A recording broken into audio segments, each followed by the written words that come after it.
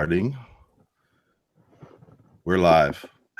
All right. Tonight we got David Ahmad from Open Carry, Texas, Vice President. Still right, correct? Yep. All right. We worked together a little bit a while back, and we had some conversations that I thought were pretty interesting. So I decided to have you on because, you know, the group that I work with and myself, we're not just First Amendment activist auditors. We do open carry too, and we mix them all up. So I wanted to get you in because yesterday we went on an audit because Alamo Heights here in San Antonio area has a law they put on the books, ordinance, that not only can you not have a round in your chamber in your long gun, you have to have no rounds in the clip, the mag. I get such a hard time about saying clip in the magazine. Yeah, don't do that with gun people. They'll eat you up. Yeah. Well, us older ones, we grew up with that term. But anyway, that's neither here nor there right now. Right. Anyway, that law is a bunch of BS. And we went down to test it, and they didn't push it because we had too many cameras, I believe. Well, I think there's another reason they didn't push it. Go ahead. I think the real reason they didn't push it, and I'm not looking at the camera because I have a second computer here. I'm going to actually look up the preemption statutes. There are laws on the books, state laws, that essentially say, hey, cities and counties, you can't make laws about guns except where noise is concerned. So you can make an ordinance that says you can't shoot your gun inside the city for noise purposes. But other than that, it's basically off limits. So Texas firearms preemption law. I should have had that ready for you, but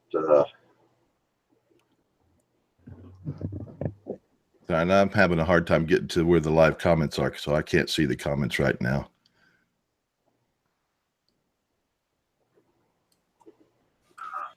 Let's see. Maybe if I put it over here.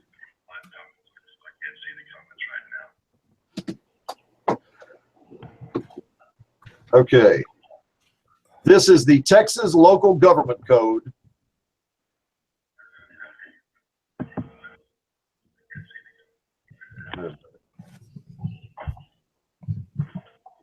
Okay.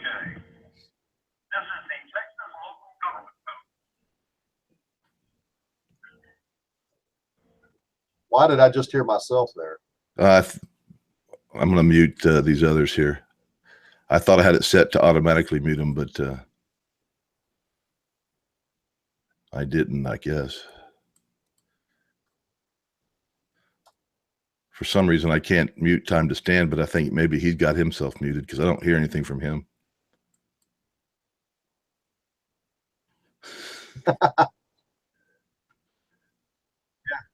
I heard that. Hey, dude! I've been watching your channel for a while. I'm a fan.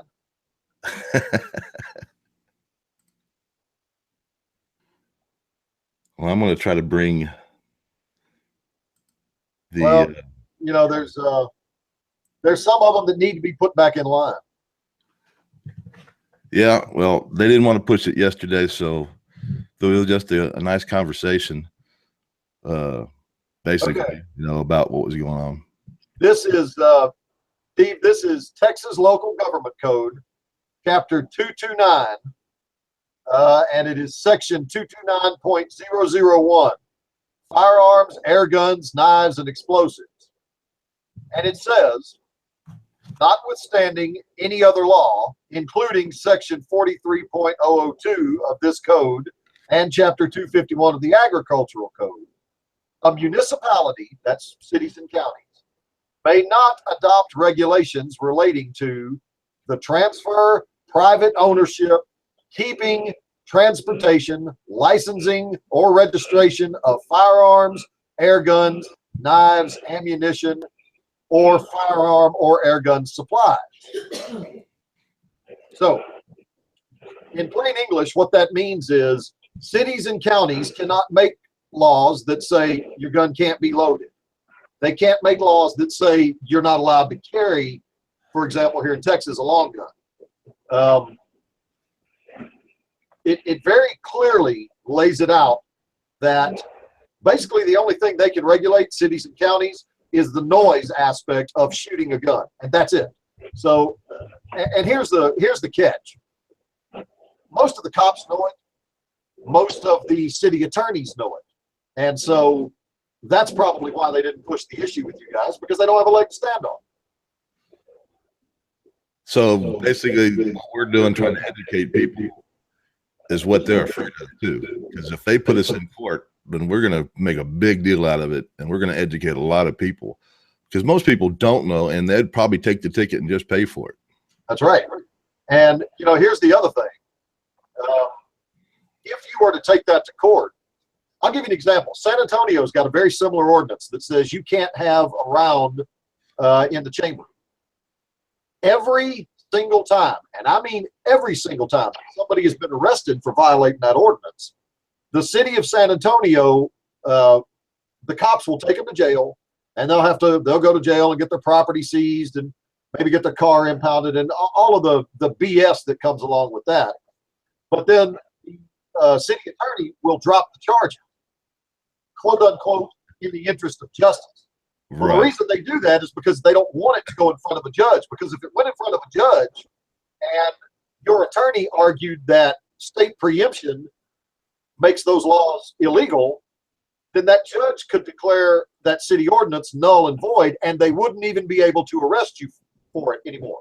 And they don't want to lose that. They want to maintain the ability to arrest you and put you in jail and inconvenience the hell out of you, and then let you go on about your business. Man, we see that all the time. Yeah, I know. So that's why we've been saying all the time. They do it just to get revenge, to inconvenience you. And San Antonio charges you to get your property back. Yeah, I heard that. I heard they charged $25. It's a good thing they didn't seize any of my property, or I'd have been in jail for something even more serious, because I would not pay money to get back my property that they never should have taken in the first place. They can kiss my ass and publish that, because I mean it. All right. I sign it. I cannot see the chats. I don't know if you can. The comments, the live comments. I can't see it. For some reason, it won't let me open them up today, and I don't want to disturb the show for it. So we'll try to get that fixed in a little bit. So if, say I live in a town that has an ordinance against shooting a pellet gun or a BB gun in town. Yep. Since they don't make much noise, they couldn't really say anything, right? No, not really. You know, if you were doing it stupidly, then they might be able to claim something like reckless endangerment. Yeah, but if I had a good background and I was I was out there, say, with my kid, and I was supervising him, and they came up, they would probably write me a ticket, but I could probably defend that pretty easily. Oh, it would get thrown out immediately. Well, I mean, it depends on what it's for. If you actually did screw up some kind of way, like you're shooting the thing off in the air, but if you're shooting at a target and you've got a good backstop, and there's no genuine danger, it's going to get thrown out. And by the way, if something like that happens, my advice is don't sign the ticket.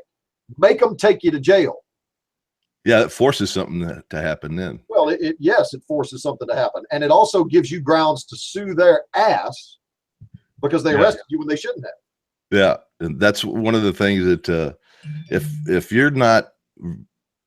if they just mess with you a little bit on the street, you're really not going to have much of a lawsuit, because the jury is not going to do much about it. But if they put you in jail and you spend some time there, you're starting to get into more of a realm where the jury is not going to like that. Well, and usually it doesn't even get to a jury. Yeah, it doesn't. But that's one of the arguments we've talked about, is lawyers don't like taking a lot of these cases because there's just not enough money in it for them. That's a big part of it. Yeah, that's a big part of it. Who's giving everybody the finger? Oh, that's silent. That's Silent Citizen. He's kind of a new member to the videos here, and we've been working together a lot. He's been doing this for a while, but he just not started putting up videos short time ago, and he got messed around pretty bad. And so now, is there something that you would specifically like to talk about, or would you just prefer to answer questions? I mean, I don't. The only thing I would mention is here in Texas, we actually have a shot at getting constitutional carry this time around, this legislative session. If we get that, then you don't have to have a permit to carry your pistol with you anymore, which I would like to see. I mean, after all, the criminals have constitutional carry. They carry their pistol without a permit all the time, and everybody knows it. And requiring them to have a license doesn't stop them from carrying their gun. They carry their gun anyway. So I would like to see law-abiding citizens able to do the same thing that the criminals do every day. All right. And I thought I'd mention that, but other than that, if you have any questions, throw them at me. I'll do my best to answer. I'm going to throw one out here at time to stand. I'm going to unmute you. At least I'm going to try to unmute you. Because did you mute yourself, time to stand? Because I can hear him. You can hear him. I can't hear him. Yeah, I can hear you.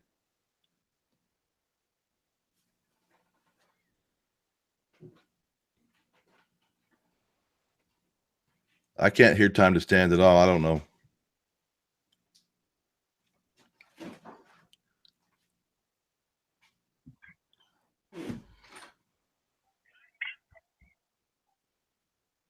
Yeah. Could you repeat the question so everybody knows what it is? He's Steve. I can hear him just fine. I can hear it. I can't. Can everybody else hear him? Yeah. Okay. Well, maybe the audience Yeah. can hear him. Go ahead.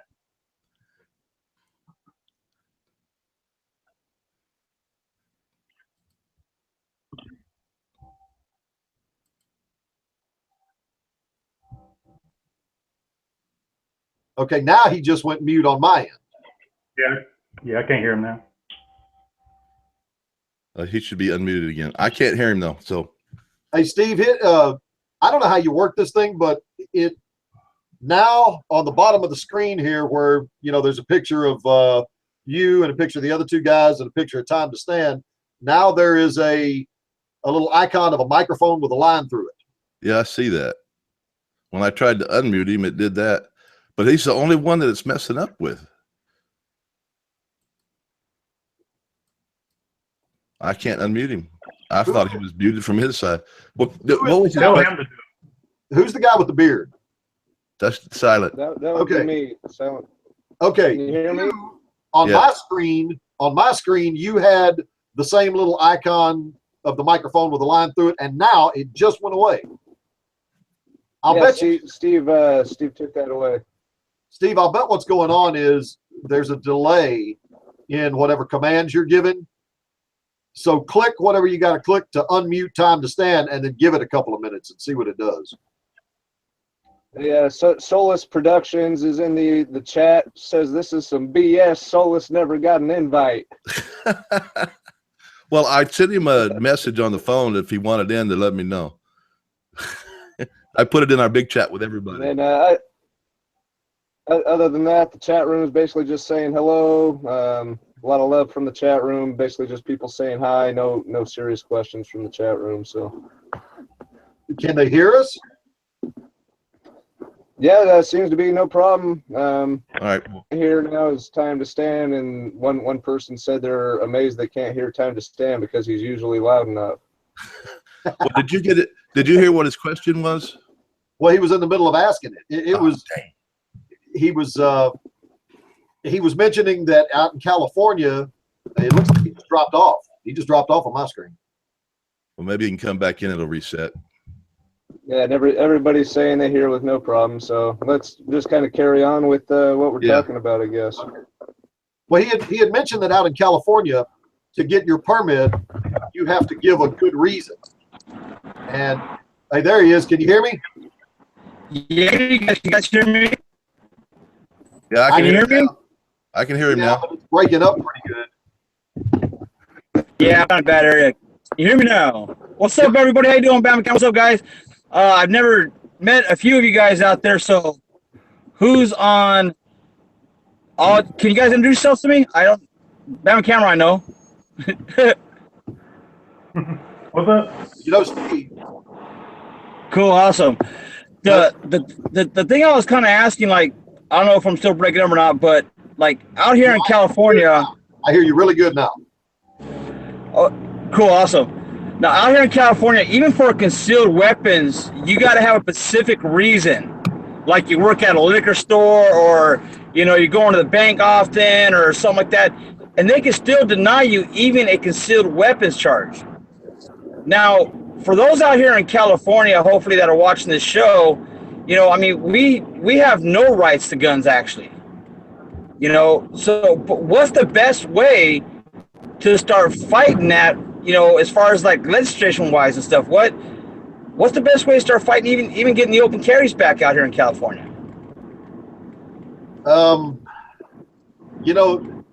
For California, the honest answer is I don't know. And the reason I don't know is because I don't know what the specific laws are out there and what kind of wiggle room you have to maneuver. And here's exactly what I mean. Here in Texas, it is perfectly legal to take a long gun. Now that's a rifle or a shotgun, and put it on your back and walk down the road. No permit, no license, no nothing. That is totally legal. So what we did was, in order to draw attention to how stupid the handgun laws were, we would start having these open carry rallies where everybody would show up with a rifle or a shotgun, or sometimes both. And sometimes we'd have 500 people and just go walking down the road in this big armed parade. And that put a lot of pressure on the legislators to start taking an honest look at open carry. Now, you would think that some of the big gun rights groups like the NRA and National Association for Gun Rights and some of these others, you would think they would be all gung-ho behind that. Well, they weren't. They were against. I remember that. I remember when that first came out. They were what are you doing? You must be crazy. Yeah, I remember. They called us. Yeah. They called us every kind of name in the book, and started.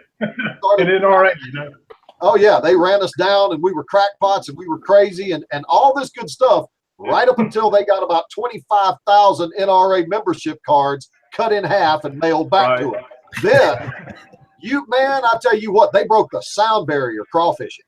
I've never seen an organization do an about face so quickly. And anyway, and if I'm not mistaken, I think their official stance came out. The NRA, their official stance said they supported open carry later on, right? I think they made an official statement.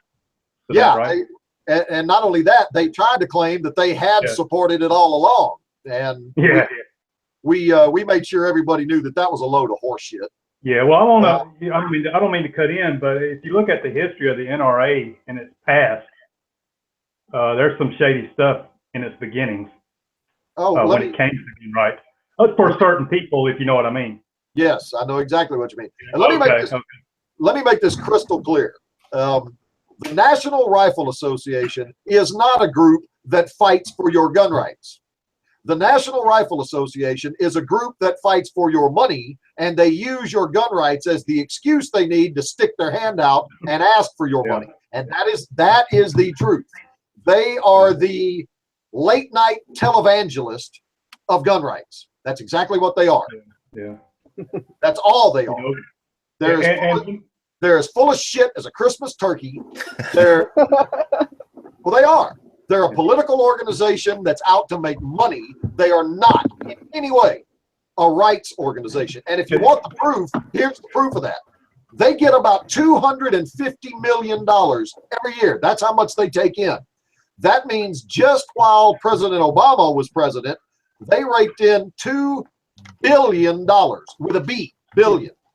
With that kind of money, we should have nationwide, coast to coast, unlimited gun rights. End of story. And we should have had it 20 years ago. The reason we don't have it is because they don't take that money and spend it fighting for gun rights. They take that money and spend it on, well, a lot of it goes to salaries. The top guys up there make around $1 million a piece. A little bit less, so you can't really claim they make $1 million, but it's that far away from $1 million. Gotcha.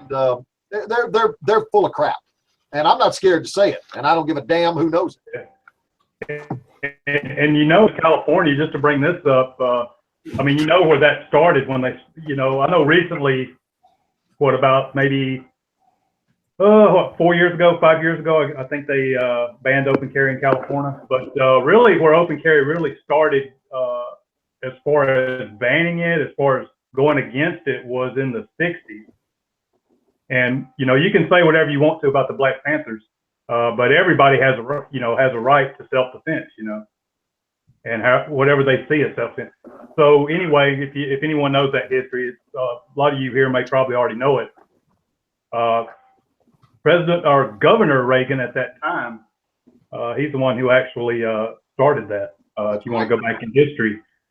And then it's progressed, so on and so forth. Even when it was open carry in California, you couldn't have it loaded. I think you had to have your magazines out. And that's right. You couldn't even have them in the pistol. Yeah. But, yeah, California is really something else. I'll tell you what, you're absolutely right. That was Ronald Reagan that did it, and he did it because the Black Panthers were walking around with their rifles loaded, and it scared the hell out of everybody. By the way, just so everybody knows, gun control in general got started right after the Civil War, and it was all about racism. Yeah, it was. That's the roots of it. That's right. Yeah. Take a look at Ohio. Take a look at Michigan. Both of those states have unlicensed open carry. They've had it forever. You can openly carry your pistol in Michigan or Ohio and walk down the road, and you don't have to have a permit for it. And it's always been that way. It started here in the South because the former slave owners were scared that the recently freed slaves might want to take a little bit of revenge. And so what they did was they passed a law. Here's how they did it in Texas. They passed a law that said it's illegal to carry a pistol. But then they created some exceptions. And it was exceptions that only applied to white folks and did not apply to black folks. For example, if you're a landowner and you have land you have to go look after, you can carry a pistol. If you have, recently freed slaves didn't own any land. If you have large sums of money, recently freed slaves didn't have large sums of money. Right. If you were traveling, it literally said that in the law. If you're traveling, just the word traveling. Well, recently freed slaves, they didn't travel, they didn't have nowhere to go and no way to get there. So what they did was they created a whole bunch of exceptions that applied to white folks and did not apply to black folks.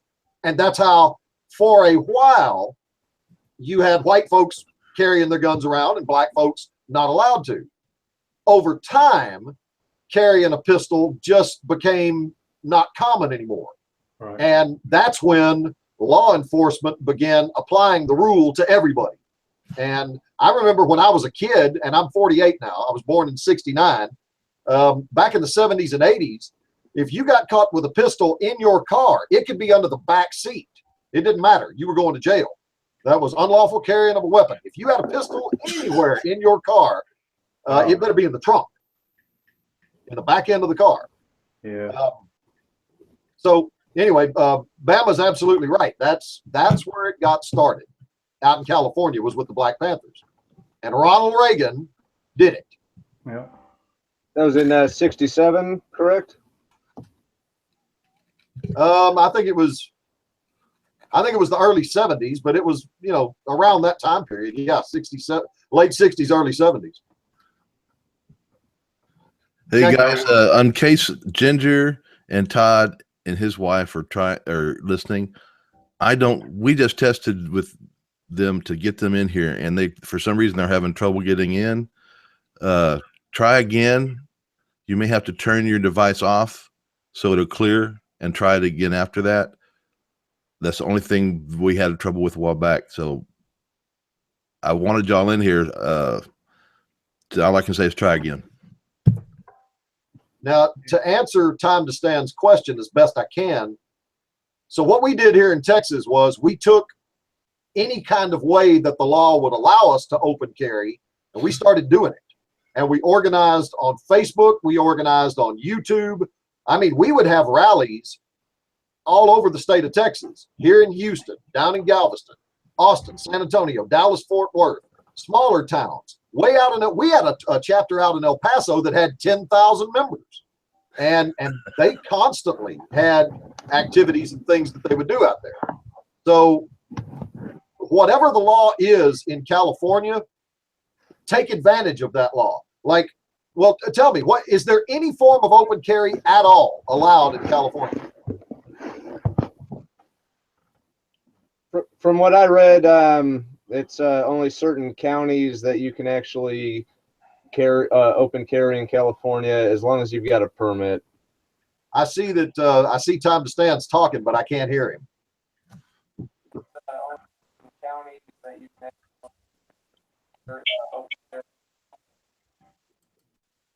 Now that looks like Mrs. Todd that just popped up there. Yeah, there she is. Okay. And Ginger said something says not allowed. I don't know. This thing is kind of buggy, I guess. I got to figure out. I ejected him thinking he could just come back in because I couldn't unmute him. That's Ginger. It may not let him back in now. I don't. Maybe that's what it's doing. Huh. Sorry about that, Ginger. Keep trying, man. I wanted you in here. Well, for Time to Stand, I see you that you're talking, but I can't hear you. Can you hear me? If you can, give me a thumbs up. Okay.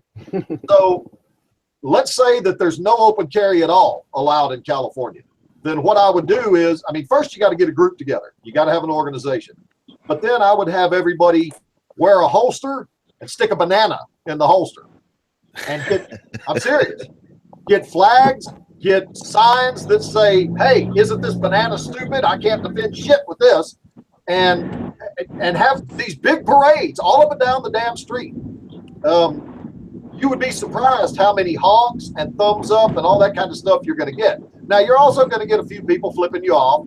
You know, I've been called all kinds of names, and you know, but I've never been called the stuff that I've seen you guys called. So y'all would have no problem with it. But you're going to get a lot of people. You're going to get a lot of people that support you. You know what? Let me get one of these signs real quick. I'll show you. And hey, Steve, Bunny Boots says that there is a max limit to how many people you can have at Hangouts, and then just an interesting comment from somebody else. It says there's a $200 permit, a light carry permit in Tennessee now. All right. Well, I was thinking we could have 10 here, but maybe we can't. Hey, is that backwards? No. On Facebook, October, Houston. Okay, that's OCT, Open Carry Texas, Houston. I would hold this sign. I would literally hold this sign up at intersections when we would have our rallies so that people could go to Facebook and find us. That's just an example. But anyway, that's what I would do. I would do things like that. You got to raise awareness. You got to draw attention to it. It's no different than what y'all do with First Amendment.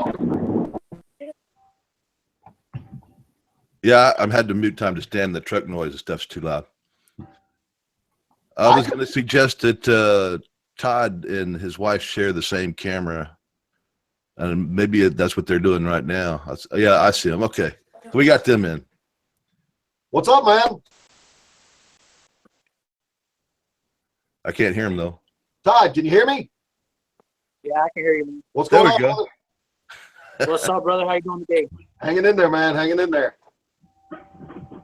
Backup camera girl's here with me. Bama camera, what's up, brother? Keith? Hey, what's going on? Man, you been undercover, bro?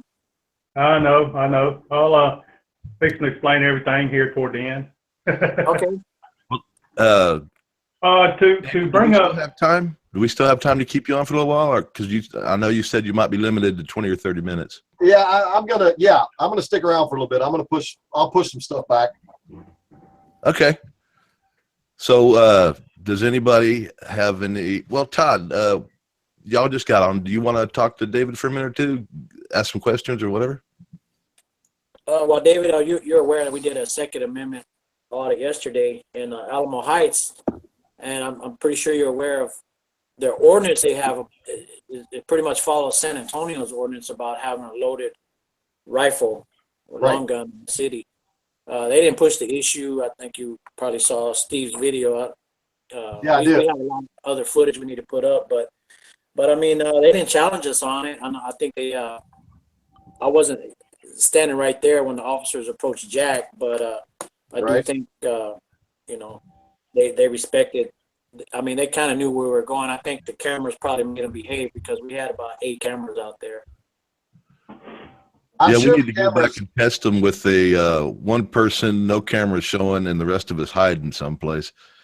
Or just maybe see if OCT wants to come down there and walk around with Alamo Heights, because their law is more strict than the San Antonio law, if I understand it right. I would love to do that. Now, I'll be honest with you, I don't know how many guys we would get to turn out for that, because we got a lot of stuff going on with the legislative session right now. But I can guarantee you this, if they ever arrested anybody for it, oh yeah, you'd have 100 people show up out there. Well, I'm thinking they need to revisit, and we've talked about it, so maybe one of these days. Well, here's what I would say. Get on the internet and go to the Texas Local Government Code, Chapter 229. It's the very first section. It's that section of law that I read earlier. And print that out. See, every time that we do any kind of an event that I'm involved with, I've got this little folder. I've got it around here. Bring that up. I've got it around here somewhere. I don't remember where I put it. But anyway, I've got a. I think you left it in Hollywood Park, man. Do what? I think you left it in Hollywood Park. Did I? But I've got this little folder, and it's got the failure to identify law. It's got the disorderly conduct law. I print all that stuff out and take it with me. So when they start saying, "Oh well, it's disorderly conduct to carry your weapon if it scares somebody," no, it's not. It's only disorderly conduct if I carry it in a manner that is calculated to alarm people. So if I'm trying to scare people, then I broke the law. But if I'm not trying to scare them, then I didn't break a damn thing. And how many times have we seen them ignore that part? Yeah, I can testify to that, man. Oh, they do it all the time. They do it all the time. And half the time it's because they don't know the law.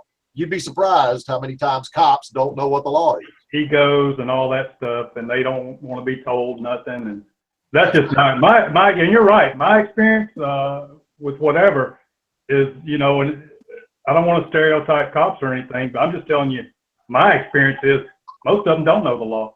That's most of them that I've dealt with. That's right. They don't know the law. That's right. And especially, here in Texas, the failure to identify law says something like this. If you are under lawful arrest for something else entirely, then you have to tell the cops who you are.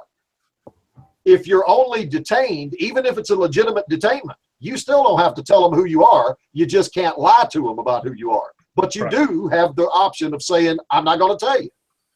They don't know that. Silent comes in. Shut up. Right. Well, most cops don't know that. You would be surprised how many of them think that you have to tell them who you are just because they decided to be a cop for a living. Well, I get that. I think a lot of them know that. I think a lot of them know that, don't care, and know they then just figure they can bully their way through, and then it works a lot of times. Well, it does work a lot of times, and I think it's honestly, I really think it's about. I think it's about 45, 45, 10. I think about 45% really think that's the law. I think the other 45%, they know that it's not the law, but they do it anyway. And I think 10% of them actually follow the damn law. I've actually had a couple of cops tell me, you don't have to identify yourself if you don't want to. You haven't broken the law. And by the way, when they do that, I'm the first guy to whip up my driver's license and show it to them. When a cop respects my rights, hey, I'm down. Yeah, they get a lot more cooperation from people like us when they do things right. That's right. That's right. Like I Silent, think it's good that you said that. Silent wrong, he just shuts up. Yeah, when they come up to me, the first thing that I tell them, because the first thing that they usually ask when they approach me is, "Hey, do you have your ID?" At that point, I tell them I have the right to remain silent, and I don't say another word. I'm not one of the auditors that prefers to educate the people. I tell them I have the right to remain silent, and I see where that goes. Sometimes they will be courteous and they'll leave me alone. They will respect my right to remain silent. But unfortunately, more often than not, I do end up in handcuffs because I'm exercising my Fifth Amendment right. So, what state are but you? David, I think it's great though, David, how you do say that, you know, you really appreciate when they are courteous to you, because a lot of people think that we just want to provoke and piss these cops off when that's just not the case. Anytime an officer comes up to us when we have a camera rolling, that is that officer's chance to shine and showcase their training and to hopefully respect our rights. That's right. That's exactly right. Let me ask you, what state are you in? I'm in Arizona right now. I spend summer in Colorado.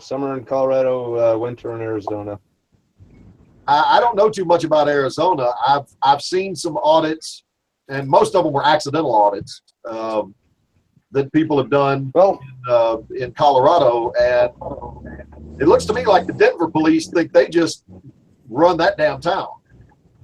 Well, see, I was thinking about that earlier because Arizona and Colorado are two states that you do not need a permit to open carry in. Colorado, however, the whole state is open carry except for the city and county of Denver. So that's something I don't know if you can maybe shed some light on. How is that the whole state can be open carry, but then in the city and county of Denver it's not? Well, that's just how they set it up. I mean, they can make laws. Pennsylvania is that way, from what I understand. You can pretty much, the laws are different in the city of Philadelphia than they are in the rest of the state. I don't know that for a fact, but I've seen that in several different places. How they're different, I don't really know, but I've seen it. Can I jump in on that real quick? Yeah, go ahead. Some states, and that's something I wanted to ask you, is like, for instance, Virginia is a little different. It's kind of the same way, where a local ordinance can supersede, state law. But here in Alabama, it specifically says in the Alabama Constitution, when it comes to gun rights, nothing can supersede state law. I was wondering if Texas actually says that. The Texas Constitution doesn't say that, but we have the legislature passed a law that says that. Gotcha. Okay. And so, now they tried that here in Texas when they passed the open carry law 2 years ago. Right. A coalition of hell, it was everybody: Republicans, Democrats, Independents. It was all kinds of people from the big cities: Houston, Dallas, San Antonio, Austin, El Paso. They tried to get together and make an exception to that law that said if you have a town of a population over, I think it was 750,000. Yeah, Philadelphia, that Pennsylvania thing you're talking about. That's how. Right. Well, what do they call those? What do they call those cities? They have a name for those cities. Yeah, there is a name for it. It's like it's like a mega metropolis or whatever the hell it is. But anyway, they tried that here in Texas, which would have basically allowed the 5 largest cities in Texas to opt out. So Houston could have opted out. Beaumont would have been stuck with it. And we fought like hell and got that shut down, because I live about 20 minutes east of Houston. I go into Houston quite a bit. Right. I do not want to be helpless in the city of Houston because I have to go there so damn often. That's just one of those things, you can be attacked anywhere. So you ought to be able to defend yourself anywhere. It's as simple as that. How easy is it to win some of these cases, like Colorado, for example, where the whole state's open carry except for the city and county of Denver, but you decide to do an open carry in Denver, and they decide to throw you in handcuffs. They say it's against city ordinances. How easy is it to prevail in a case like that? Not very. I mean, if at the end of the day, if you have the law against you, then they really do. They've really kind of got you. That's why when we first started doing our open carry walks, we never carried a pistol. It was all rifles or black powder. Now get this: here in the state of Texas, a black powder pistol. Let me get one. I'll show you. Yeah, the 1899 one. Yeah, what is the year that they say that even if you're a felon, you can you can still carry a black powder pistol. I think it's 1899 or previous. This is a black powder pistol. Now, the way that the law here reads is if it's a pistol made before 1899 or a replica of a pistol made before 1899. And that's what mine is. It's a replica. But that is legally defined as not a firearm. Because of that, before the open carry law passed, I could take this pistol, put it in my holster, and walk down the road, and it was perfectly legal. So that's what we did. We took any legal way that you could open carry, and we open carried. And we raised all kinds of hell and raised all kinds of attention, got on the news as often as we could. We were all over Facebook, all over YouTube. And before it was over with, we had about 60,000 members on our Facebook page. And so when we would put out a call and say, hey, everybody start calling the Capitol and, call the governor's office and raise hell with him, thousands of people would do exactly that. And that's how we were able to bring the political pressure to bear to get the law changed. Now, what do you think about these people that they say cannot utilize their Second Amendment right and they cannot own a firearm because of a felony, or maybe they were dishonorably charged from the armed forces? I mean, what do you think about that, being able to take away the Second Amendment right from certain people? You're asking my personal opinion on it? Yeah. My personal opinion is this. You have rights, and those rights are inalienable. What that means is they cannot be taken away from you by somebody else. Now, what can happen is you can throw them away with the way you behave.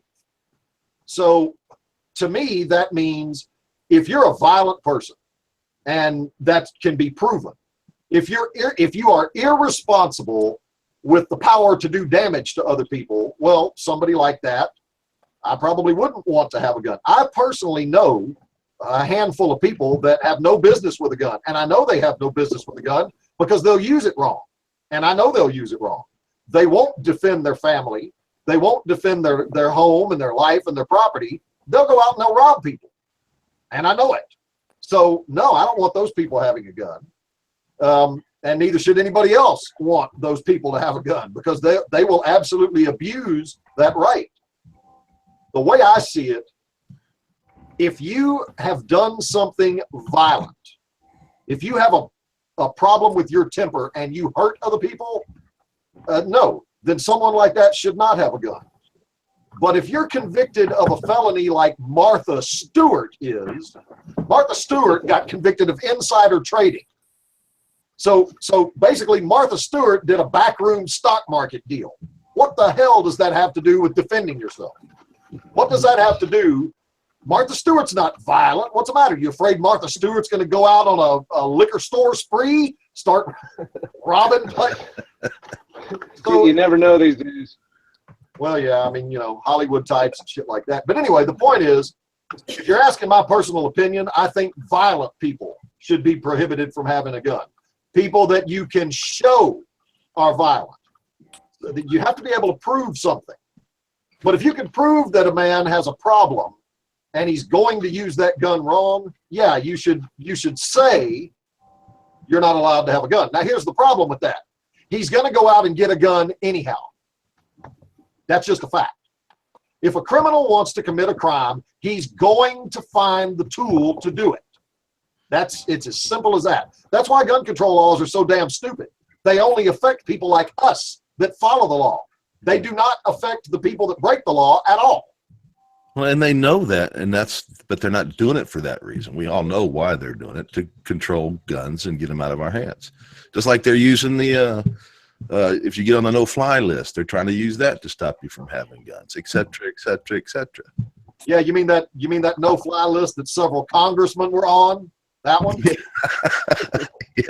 Yeah.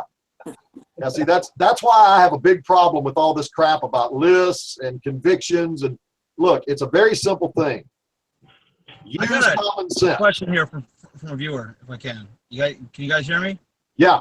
Yeah. Okay. A viewer just asked right now. Okay, if I was violent if I had a violent case 20 years ago, should I be banned now from carrying a gun? Should I still be banned from carrying a gun, or should I be able to get my rights back as a citizen to actually own a gun again? In the case of something 20 years ago or so. Again, it sounds like they're asking my personal opinion, and in my personal opinion, you know, if something happened yesterday, well, that was yesterday. If something happened 20 years ago, well, time passes and people grow up. Now, I think you ought to have to demonstrate that you've grown up. You know what I mean? Look, once you knock somebody out and curb stomp their ass, I'm gonna be suspect of your judgment for quite a while. Having said that, I know plenty of people that used to get a little bit sideways when they were teenagers, and now they're in their 40s and they're grown, mature, competent, responsible, productive members of society. So I would say on a case-by-case basis, that ought to be able to be looked at. And if you can show that you have grown up, then your rights ought to be restored. Yeah, there'd have to be a process for that, but I think a lot of people would probably agree with that. I'm sure we'd get people that didn't agree with it too. But yeah, they're called snowflakes. If I give a shout out real fast to Perez and his wife, man, you guys are lovely. You guys are beautiful.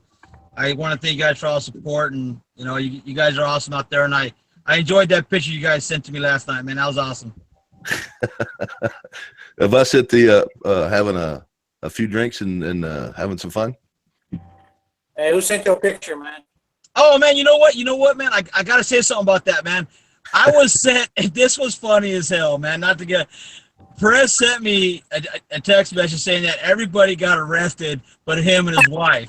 And everybody already knows out there, my wife watches the Bamboozer, I watch the Bamboozer, and we were out in Knoxbury Farm with the friends yesterday, and I text them back real fast, and because they're doing open carry, text them back, oh my gosh, who the hell's with you guys? And then a little while later, I'm like, oh, I hope you didn't do a tyrant alert because we're all fine. We're all sitting here having some drinks at Chicken Wing, and then they sent me a picture, and you know, Sheepdog gave me one of these, man. I loved it. I appreciate that a lot, man. Okay, tell you what, David, I would love to have you on again sometime. I want to get to Bama, and if you want to hang around and be part of the show, please do. But if you got stuff you need to do, I'm gonna hang around for a few minutes. I'm gonna hang around for a little bit. Okay, now we're going to move on to Bama Camera. He asked to be on to update, and we talked about a few topics, and he wants a few things he's got to say. So here you go, Bama. Here's your shot. All right. Well, since we're on OC, I just want to throw in that a little bit for Alabama real quick. OC is legal in Alabama under our state constitution. In fact, in our state constitution, it says, I'm kind of paraphrasing here, but a pistol in and of itself, or a pistol visible, is not grounds for disorderly conduct. So just want to throw that out there. Good. And one thing one other question I had to ask David real quick. I'm not sure, you know, in Alabama, it is shall issue as far as CCL. Is it the same way in Texas? I can't remember. Yeah, okay. There's no may. No county can say may. It's got to be a shall. Right. It's the same in almost all of the states that issue permits. It's Illinois. Illinois, New York, California, and I think Washington. There's a handful of states that are may issue states, but most states are shall issue. Yeah. Okay. And no permit for OC in Alabama. I wanted to bring that up. So good. All right. Just to give everyone a status, I guess, an update, what's going on. I know I hadn't put out any videos in a while. First off, yeah, it's been a long while. Huh? We've missed you, man. Yeah, bro. But to give everyone who doesn't know, any new people that may not be aware of, you know, what went on, I'd be surprised if you hadn't heard. Because me and PMP, me and PMP talked about this, and I want to bring this up earlier today. We were trying to think of anyone who was practicing First Amendment activity that had been charged with a felony. And the only things I can come up with was Carlos Miller from Massachusetts. I think they tried to get him with the callers. They tried to get him with intimidating a witness, I think is what they called it. Charges dropped, of course. And the only other felony I can think of is the wiretapping stuff. I think that was a felony. With all those, up north, with all those wiretapping laws they have, like Illinois and Massachusetts. And I couldn't think of any. I just want to throw that out there. If anybody knows of any, it'd be kind of neat you could chime in, anybody that's commenting or anything. But I can't think of anything. With that being said, basically, here's what happened. I was charged with a felony. The charge was interfering with public communications. Charges were dismissed. The ACLU and Fowler and Etheridge out of Dothan have filed a lawsuit on my behalf. Badass. The court date is supposed to be in April of 2018. So these things take a while, so it is what it is, right? I'm now living in Montgomery. Probably do some more videos soon. I can't promise anything. With that being said, Montgomery is pretty good. I have filmed pretty much everything in Montgomery. There's probably a reason for that, because if you know what Montgomery was a hotbed for, of course, it was civil rights. So they really don't mess with you here. Their tourism kind of depends on that, right? All right. All right. I don't really want to get into this too much, but just some things I want to address. And while I'm here, might as well address them. It's mainly to people that don't get it, that don't understand. The comments about, let's take, police should have taken him behind the bushes, beat him to a pulp. That's what they should have done. Instead, they should have done more than put you in cuffs. They should have beat you black and blue, etc., etc. Get those all the time. Right. And with that being said, and it's also for people that may not get it, but so I want to make a little analogy here and why this is important. Because we live in the age of technology. And as we have seen throughout history, governments, they don't like technology or change a lot of times. You know what I mean? And technology is here. Everybody's got a camera. They're everywhere. Everybody's got a cell phone. Each cell phone you have is a camera. Now, with that being said, let's take that individual, and I want to ask that individual who made those comments, let's ask them this question. What's very popular today? What would your 15 and 16-year-old what might they be interested in? Well, let's look at Pokemon Go or all these GPS games that we have today. So you and think about this when it comes to IDing. How many, and y'all saw what happened to me, right? And I don't want to go too much into the case, right? But like I said, police not knowing the law. There is no law that, and we're probably tired of hearing this, but I'm going to say it again because it's true today as it always has been. There is no law requiring me to carry papers, okay? That's just how it is in America. So with that being said, how would you feel if you're a 15 or 16-year-old boy or girl, and let's not forget, a lot of 15 and 16-year-olds don't have IDs in these big cities. They take public transportation, things like that. So keep that in mind. You're a 15 or 16-year-old kid playing Pokemon Go, and what happens to me happens to your kid, okay? And let's look at it from that perspective. Because when a cop sees a cell phone and stuff like this, it's camera. I mean, let's be honest. Cell phones are cameras. That's how a lot of people are going to view them, especially if they're up like this. So your kid ain't got no ID. You must be okay with, I guess you want your kid to be beaten to a pulp? Is that what you're saying? And I'm not offended by those comments. I see them as ignorance. Okay, it's just a bunch of ignorance. And I'm not trying to demean anyone. It doesn't bother me. But like I said, I just want people to be aware and understand what this is about. Okay. Well, let me say something real quick. Not only, you mentioned the circumstances there, the situation, and somebody getting beaten, but it doesn't even have to be that. How about they get a ticket and then you got to go deal with that? You take off. Right. Yeah, I think it's an extreme. and you have to deal with that. And how many thousands of dollars are you going to cost you to deal with that? Getting them out on bail, getting them a lawyer, et cetera, taking off work how many times? Because we know that the courts, they like to take your case because they're mad at you. You didn't kiss butt or something, and you go to your court, and then they say, well, we're not ready yet, so come back another day. And they may do that 2 or 3 times before they finally drop the charges. Constant delays, and yeah, just going through the legal process can be a nightmare, you know. Right. If I can say something real fast, I don't know, am I muted or not? No, go ahead. There's one thing that I've said to City Hall meeting, you know, during my Anaheim and, you know, other issues I've had with, you know, other hand. I've told them in the meeting, why is it that we have cameras on every single corner and it's okay for you to watch us, but when we turn the cameras back on you, all of a sudden it's suspicious activity? You know, why? I mean, why is that? If you're okay, you're coming up to me saying, well, show me your ID if you ain't got nothing to hide. Well, here's the thing. If you ain't got nothing to hide, then let me record you without you telling me that I'm interfering with your stop, or, you know, if I'm recording your police station or whatever like that, then let me film you if you're not hiding anything. Right. What you got to hide? You know, one of the things I always say is, if somebody was filming me doing my job, I would take so much pride in my job, and I would do my job the best I possibly could while somebody's filming me. I wouldn't take offense to it. I wouldn't be shitting the brick.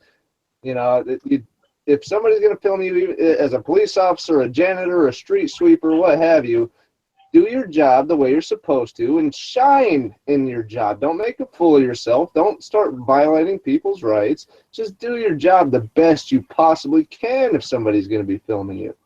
Right. And Bama, I'm sure you get these ones too, is where they say, well, what if someone was filming your house? What if someone was filming your house? I mean, well, first off, the legalities allow that. Yeah, I think every one of us got that one. But let's be honest, you know, my answer to that is, well, I'm not filming a house. I'm filming something that I pay for. A lot of times what you pay for, right? Federal buildings, government employees, right? But even if it's not, for instance, I film Lockheed Martin, you know, but I'm doing it from a public easement. I'm doing it from public, you know. I'm not on anyone else's property, and I have every right to do that. But that's different than filming into a private residence house. Lockheed Martin subcontracts with the government. Because I mean, I got many costs coming up to me, like Anaheim and Bonner Park, whatever. Right. You know, telling me, well, you're here filming my police department. You're here filming where I work at. You know, where do you work at so I can come film you? This does not belong to you. This belongs to the taxpayers. You know what? That brings something else up that I was going to mention a little later. I'm going to go ahead and bring that up now, because that's what really irritates me. Because, you know, they say that and they want to compare those two, but there is specific laws that cover this, and they specifically protect my right to, specifically film you as a government official. Let's take, for instance, you're in California. 148G tells me that. Exactly. It specifically protects me from any type of being harassed or anything like that. It protects me, and it tells me that I don't have to show ID or filming in and of itself. You know, Texas 3802. It cannot get any clearer than that. That's right. Which is your ID law. Alabama, Florida, and Georgia. You got Smith v. Cummings, which is out of the 11th Circuit, which says I specifically have the right to film government employees. I'm paraphrasing a little bit, and it specifically tells me I can film matters of public interest. You want to? We can keep going all day. You know, for federal buildings, Musumeci versus Homeland Security, which led to Homeland Security Bulletin 012-2010, which says I can film federal buildings not only off of federal property on a public easement, but I can do it on federal property, on a sidewalk, on you know, any public area within that federal facility. So you have cases that specifically protect that right. So your opinions, and you want to do comparisons and play these little games, well, guess what? The law is on my side, which brings me to my next point. We talk about this day and age. We hear this a lot, right? This day and age, this day and age. The sales pitch. That seems like that's a favorite phrase. The day or the age. Right. So let's look. Okay. Let's look at it from our side. This day and age. Well, okay. Let's look at the past. 40s, 50s, and 60s. Right.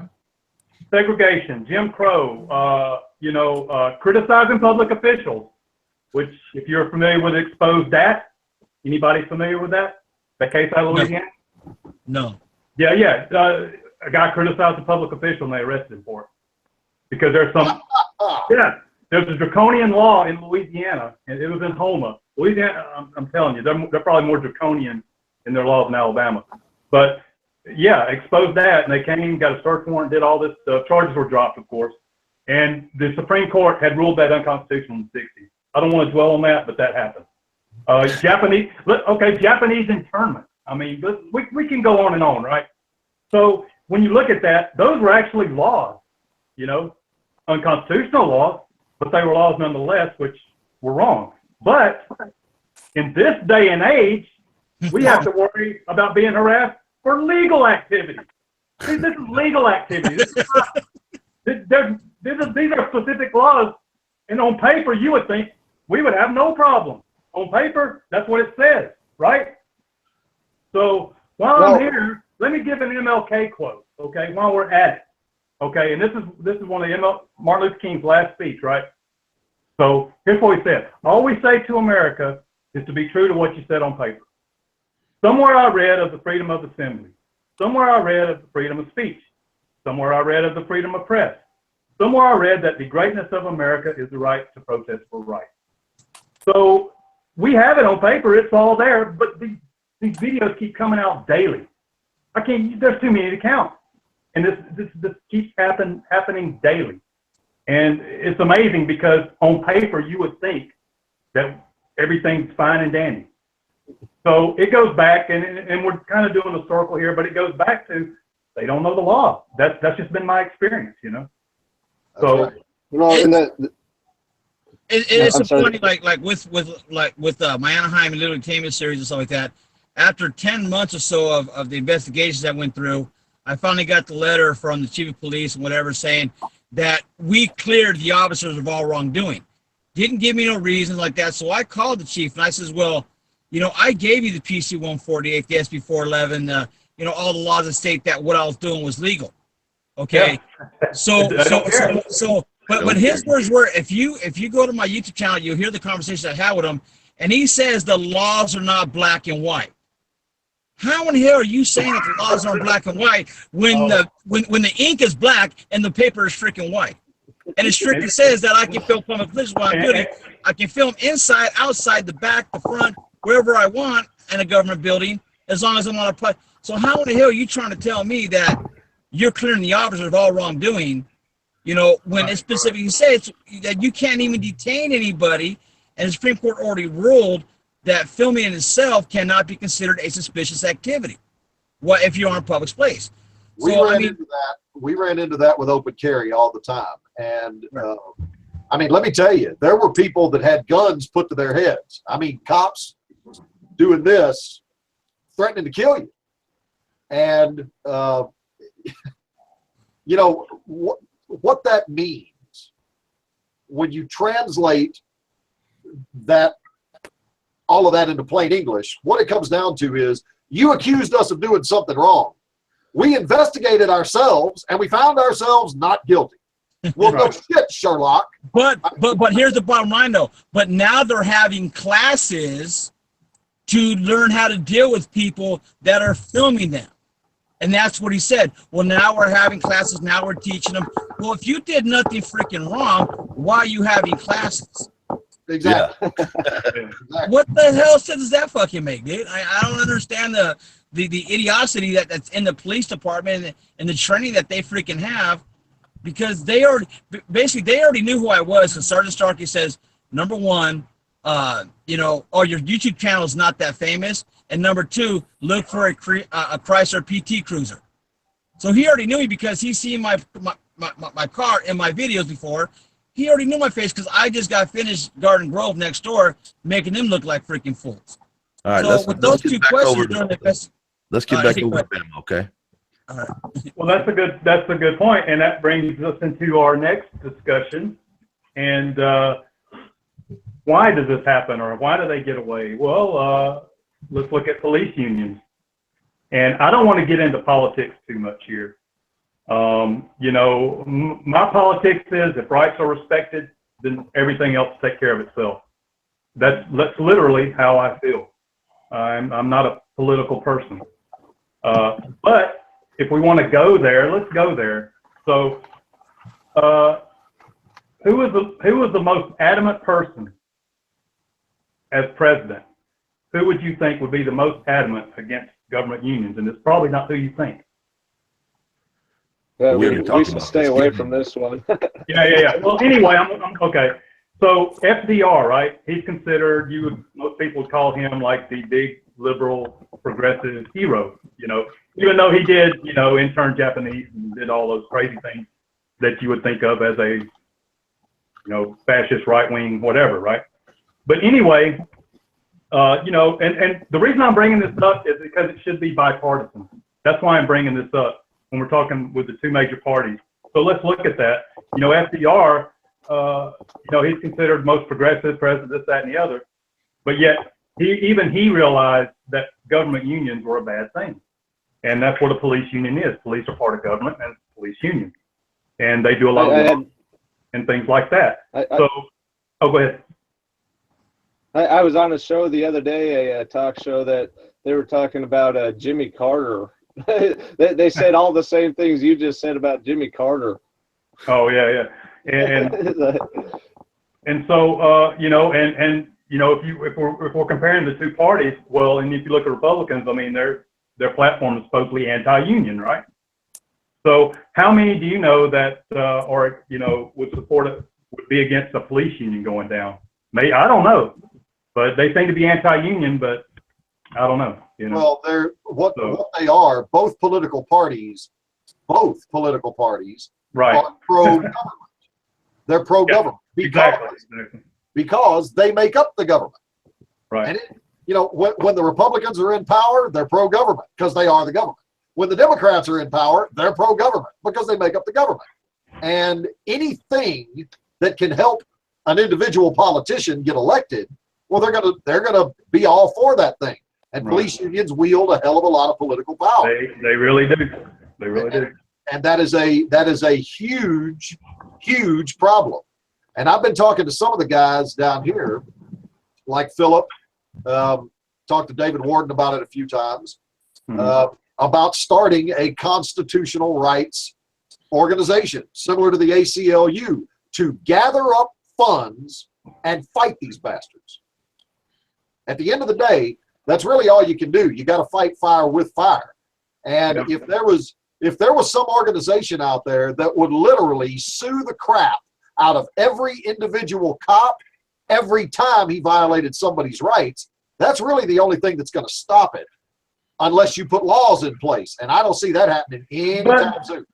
There are, but see, as we mentioned before, and I understand with, you know, I guess more stringent laws, you know, accountability laws, that's probably what needs to be in place. That's what I'm talking about. Yeah. If you do this, then this. Because as far as laws go, when it comes to the First Amendment, definitely, we're definitely protected when it comes to that. But like you said, there's no accountability for those that violate it.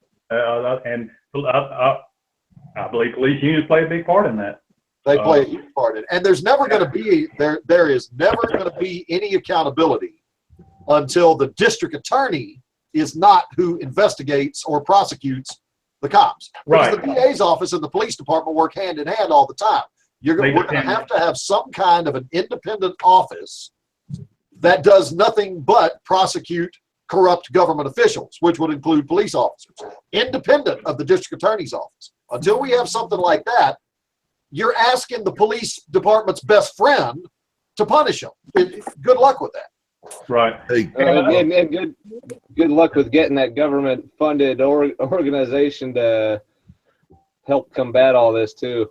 Hey, Steve, if you wouldn't mind, I'd really love to hear what S.C.A.T Perez has to say. I'm a huge fan of his, and I haven't heard really anything from him tonight.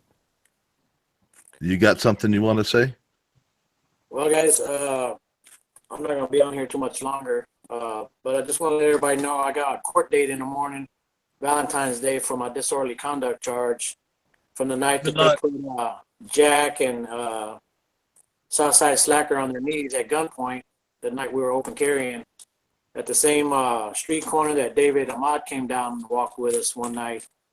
So I'll be in court first thing in the morning to hopefully get that dismissed. That's the last charge that me and backup camera girl have hold it against us right now. So and Keith, I want to say good luck to you too, man. It's good to see you. It's good to see you back on here, man. Yeah, good to be here. I'm really glad we're having this. You know, not just because I get to come on here or anything, but because it's really a good way to have a discussion, exchange ideas, and learn more. And I've definitely learned some tonight. And I really want to thank PNP for, you know, setting this up. We want to thank you for that, man. It's starting. Yeah. I can see this being a good thing here for all of us in the future, man. Yeah. Oh yeah, 100%. Well, this is one of the reasons I did it, because I saw, well, David from News Now and I were talking about other ways to do things, you know, for him and myself and the movement.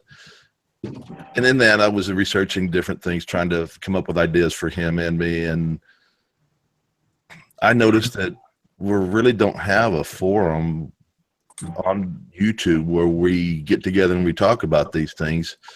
And it's really, it's a little difficult to just put up a video and have just the comments. It just doesn't do the job. I think this does. We'll see. So this is kind of an experiment, and hopefully it'll end up being a good thing. And I would like to say that we started talking about that national organization while David was down here. We really didn't talk about too much detail, but we all need to get together down here and do what we were talking about doing, is get together and talk about this and try to get that organized, or at least where do we go next type deal. But we need to get some kind of fund up in place for when one of us gets our rights violated. We got some kind of retainer for that person. Yeah, and that would be a way to get that a reason for that organization to exist, is that's where you start suing the hell out of these people for screwing up. But guys, let me share a little bit of our experience with the open carry movement that will translate over into the First Amendment activities, Fourth Amendment, Fifth Amendment, just the whole constitutional thing. And what it comes down to is there's strength in numbers. You know, each one of you guys has got a few thousand subscribers on your YouTube channel. Well, when you add all of that together, there's not a doubt in my mind there's 1 million people in this country that would kick in $25 to an organization. Not a doubt in my mind. Now, here in Texas, like I said, we had upwards of 60,000 members on our Facebook page. That translated into a few $1,000s in capital and a whole lot of people that would show up to raise hell about something. And that is exactly what brought the political pressure to bear that got the law changed and got open carry passed in Texas. It was literally the money to fight and having people backing you up. But when you put an organization together and you get enough money to file a few lawsuits, and you get enough people to where you can say, hey, Houston Police Department just pissed all over somebody's rights. Everybody show up at noon on Saturday and we're going to show them how we feel about it. And 250, 300 people show up doing this. Let me tell you. Galveston. Oh, yeah. 250 to 300 people doesn't sound like a lot. It is more than enough to get a politician's attention. Because if 250 people cared enough to take time out and show up, well, there's 25,000 that care enough to make a $10 campaign contribution to that guy's opponent next time around, and things like that. And I saw it with my own two eyes. That's how we got the law, the actual law here in Texas, changed to allow open carry. And the exact same process, the same strategy will work. And frankly, I think it'll work even better for First Amendment rights, constitutional rights, because there's a lot of people who don't respect the Second Amendment as much as they respect the First Amendment. The First Amendment's got a lot more fans. It's got a lot. And the Fourth and the Fifth. And the Fourth and the Fifth. And if we could do what we did for the Second Amendment, there is not a doubt in my mind we could put the fear of God into all these constitutional rights violators nationwide. We could absolutely do it. It's just a matter of gathering everybody up. Well, I'm in. That's what I'm gonna start doing. That's what I'm gonna start doing down here in California, because we got a bunch of big pockets out here. You know, as far as like L.A. and San Bernardino. We got California Guardian. We got the guys. We got a lot of people out here. I'm gonna get together with them and I'm gonna see about getting something going out here too, because there's too many of them out here, especially with high desert. I mean, he gets a lot of crap out here. He's getting detained a lot.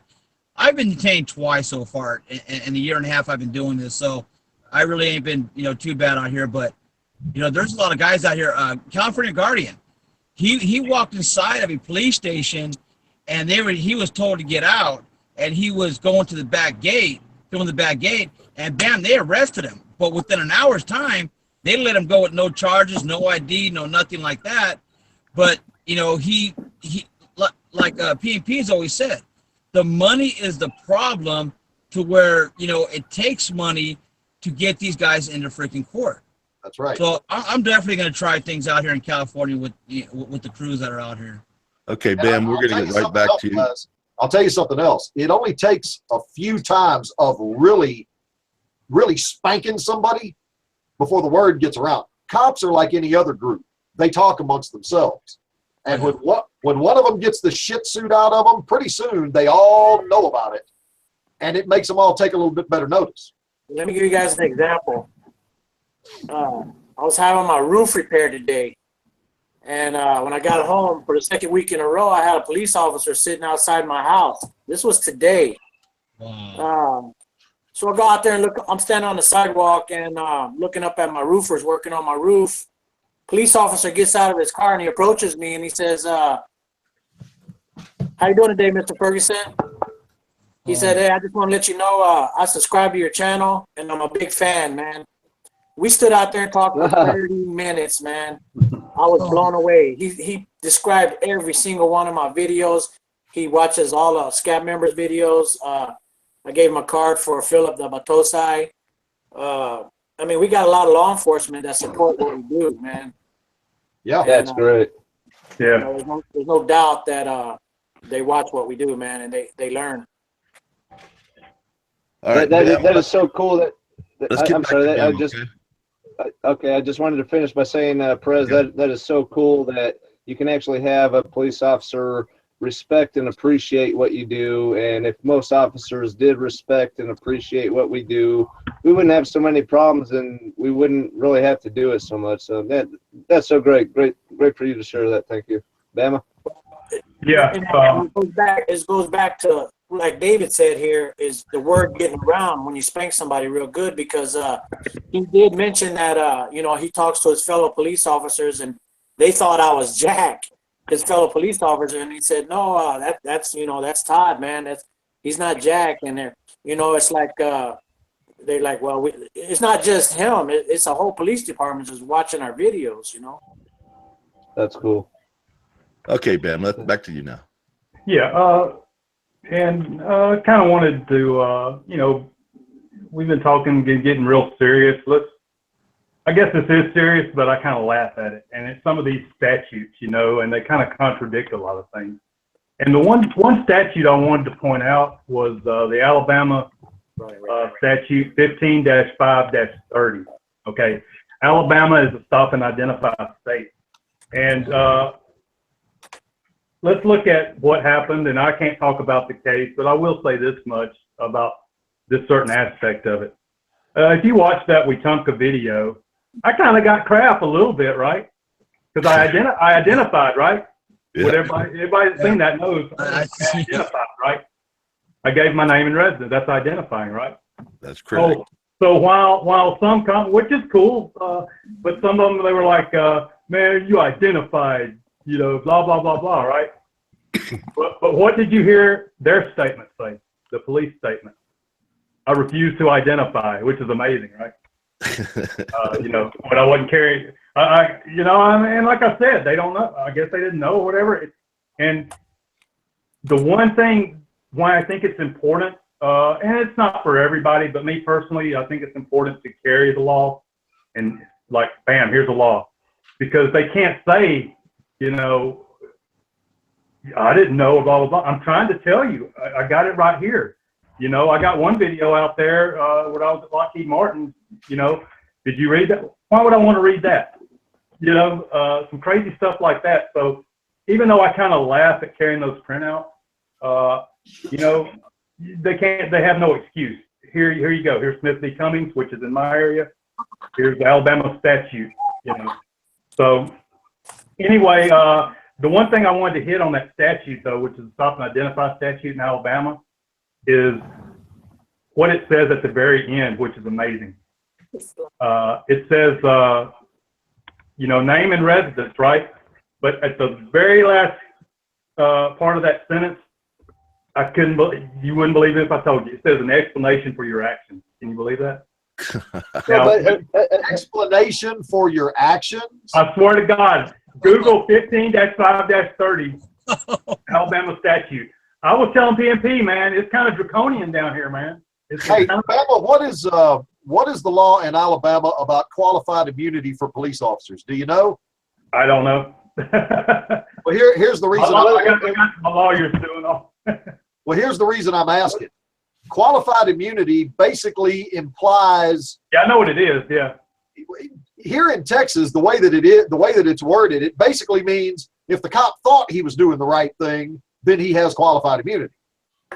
That's why I carry that little folder with all those laws, because I can, if I whip out 3802 and say, "Oh no, you son of a bitch, I do not have to identify myself to you, and here's the law," their qualified immunity just went right out the window. Exactly. Exactly. And I said, if you watch that the Wetumpka video, I said, "Are you familiar with statute 15-5-30?" He said, "I know. I already know it. I'm a cop," or whatever. I'm kind of paraphrasing. So I mean, you're right. That's I guess I hope that would stand in Alabama. I would think it would. Well, yeah, now, Alabama law right here. I'm reading it, and it absolutely says that. Isn't that crazy? Isn't that crazy? Check this out. A sheriff or other officer acting as a sheriff, his deputy or any constable acting within their respective county, any marshal, deputy marshal, or policeman of any incorporated city or town within the limits of the county, or any highway patrolman or state trooper. God, they described every cop in the book. Yeah. They may stop any person abroad in a public place whom he reasonably suspects is committing, has committed, or is about to commit a felony or other public offense, and may demand of him his name, address, and an explanation of his actions. Kiss my ass for the record. I cannot believe that. Well, we got the terrible law out here. Let's throw Fifth Amendment out. Let's throw the Miranda out. I guess that don't matter, you know? Well, they don't always know. How many times have we seen it where they forget about RAS and just right. Yes. And that's BS, and they know it. You do not be a cop for very long, if ever. When you get out of the school, you know it. What RAS is, where it applies, how to use it.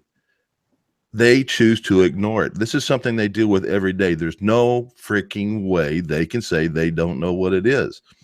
And to touch on the topic of David's little book that he keeps with him and what we're talking about now, I'm working on a project. Well, I have somebody working on a project. Well, we're going to go into that more depth, where I'm not going to use it kind of like High Desert did to stop them from doing something. I want to get this together where everybody knows where to go to get these different things. And it's going to be a little different for different states, so we can't go over them all. But I want to use it to help sue them, help take them to court, because once a situation gets to a certain point, then you can start throwing out these laws at them, and you can show it to them on paper.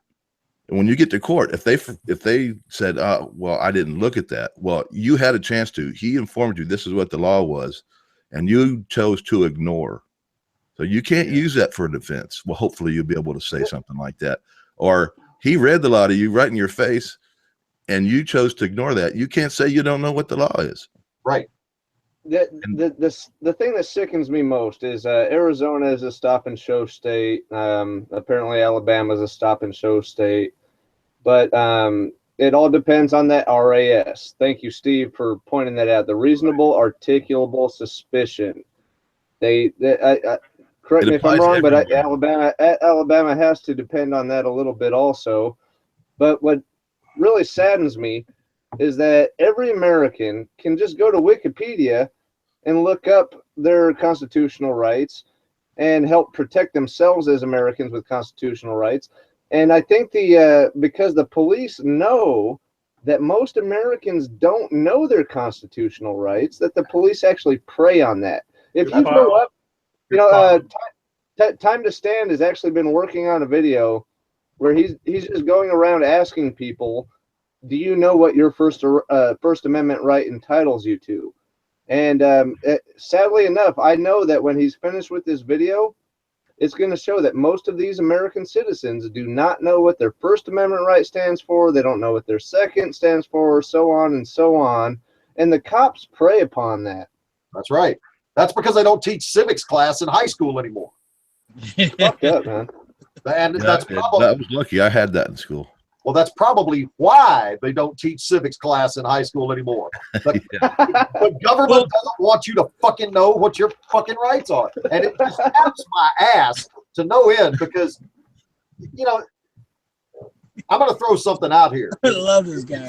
It's a suggestion. It's just a suggestion. But if, and by the way, I'm joining you guys. I've been mostly a Second Amendment activity guy. I'm going to get into First Amendment stuff. And my suggestion, my suggestion is, we got to get something of a cheat sheet, and we got to get people to practice how they respond to certain things, because yes, when they don't know what their rights are, if they start fumbling it and stammering and they don't know how to accurately get the words out of their mouth, that gives the cops a little bit of cover fire. And I'll give you an example. The description of reasonable, articulable suspicion. Well, it's exactly that. First, you have to think that I broke a law, either a specific law or at least a law out of a list of 2 or 3 possibilities. So first, you got to have a broken law, a law you think got broken. Then you have to have what the court has called specific, articulable facts. Things that you can point to and name and describe, and those are the reasons that make your suspicion reasonable. And if you don't have that, all of that, then you also don't have any fucking authority at all. Go away. There's no case. There's no case then. Okay, what about the part where it says, or about to commit a crime, though? Well, okay. What the hell facts can you point to that say I was about to commit a crime? Exactly, yeah. What is it I did? Any cop can say, oh, you're about to commit a crime. I can see it in your eyes that you're about to commit a crime. What the fuck does that mean? You're buying matches. You must be ready to cook some match. Well, okay. I can tell you this. I can tell you this because I looked this up, and I think this is Terry v. Ohio. I don't remember which case it was. Yeah. But the courts specifically said an unparticularized or inchoate, I don't know what that word means, but an unparticularized or inchoate suspicion, or in quotations, hunch, doesn't count. So intuition, hairs on the back of your neck, gut feeling, your balls itch, whatever, none of that matters. It's very simple. You have something, in plain English, I'll put it to you this way. Officer, you don't have to have compelling evidence, but you do have to have some shred of actual evidence that indicates that it's more likely than not that I'm up to no good. And if you ain't got that, then you ain't got no authority over me. Go away. Well, because officers, Starkey says, okay, because Starkey in my video, number one, he used the point of detaining me because I got 3 dots on my hand because it means, you know, my crazy life. But he says that's consistent with the gang. Okay, but not everybody with them dots on their hand actually has been in a gang. Okay, and then he uses a point as, well, you know, you might be doing counterterrorism and filming or casing the police department. Okay. So that in itself could be considered as you about to commit a crime. Bullshit. Yeah, that's bullshit. And here's why. That's where the more likely than not part comes in. Yes, it's absolutely true. Somebody who's videotaping the police department might be doing surveillance in preparation for an attack, or they might just be out holding government officials accountable. And if it's 6 of one and half a dozen of the other, that is specifically not enough preparation for an attack, or it's specifically not enough. And you know, things like that are that's stuff we kind of gotta. That's why I recommend something of a cheat sheet. I'll give you another one. Well, let me see, what was it?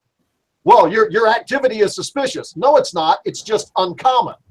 Suspicious activity has a sinister element to it. Probably is up to no good. If it's just as likely that the guy is up to something fine, what happened here? Chris just came back in. Somebody buying matches, what? Hold it back. Equal meth. Yeah, or officer, it could equal a campfire. I got some hot dogs, you know, and that's the whole thing. I'm gonna light a cigarette. Right. But I would certainly recommend that people that are gonna get involved in any kind of activities like this educate themselves on what the law is, and actually go stand in the mirror and practice rebuttal with a cop. Yeah. Because you're gonna. Hold on now. I argue against the rebuttal because. Well, you're silent. You silent. They say that everything you say can and will be used against you in the court of law. So S.C.A.T Perez, I'm glad you're back on, because I love that video that you just put on recently about why you should never talk to the cops. S.C.A.T Perez just put on this video where a law professor was teaching his students why at any time, no matter when you get stopped or confronted by the police, you should never say a word to them. And one of the great things that I loved about Perez's video is that there was actually a Virginia police officer that came on after the law professor was done. And this Virginia police officer says that, hey, most human beings are stupid. Most human beings just want to talk and they want to say something. That's true. Fact of the matter is that they want to defend themselves. Nothing that you will ever say to that police officer will ever help you in court, and in fact, they will actually use it against you. Well, one good point he brought up. Hey, Perez, please. I'd like to hear Perez on this one, please. Yeah, one good point the professor brought up was, you know, they'll always let the officer come and testify on the prosecution's behalf, but they'll never let a police officer testify on your behalf. That's true. All right, Bam, I want to get back to you again because I don't think you were finished. Oh, no. Pretty much say everything. Okay, well then let's just carry on. Well, I want to say something to what Silence said. And I'm going to be right back. Y'all carry on. I've never done a purely First Amendment activity. Every time I've done it, there was a gun involved.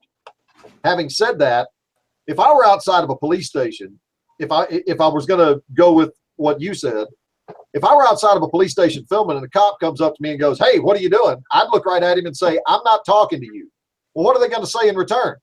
Why not? Why can't you do the same thing with a Second Amendment audit though? Because the same rule still applies to where even if you're doing a Second Amendment audit, nothing that you say to that officer will work on your side.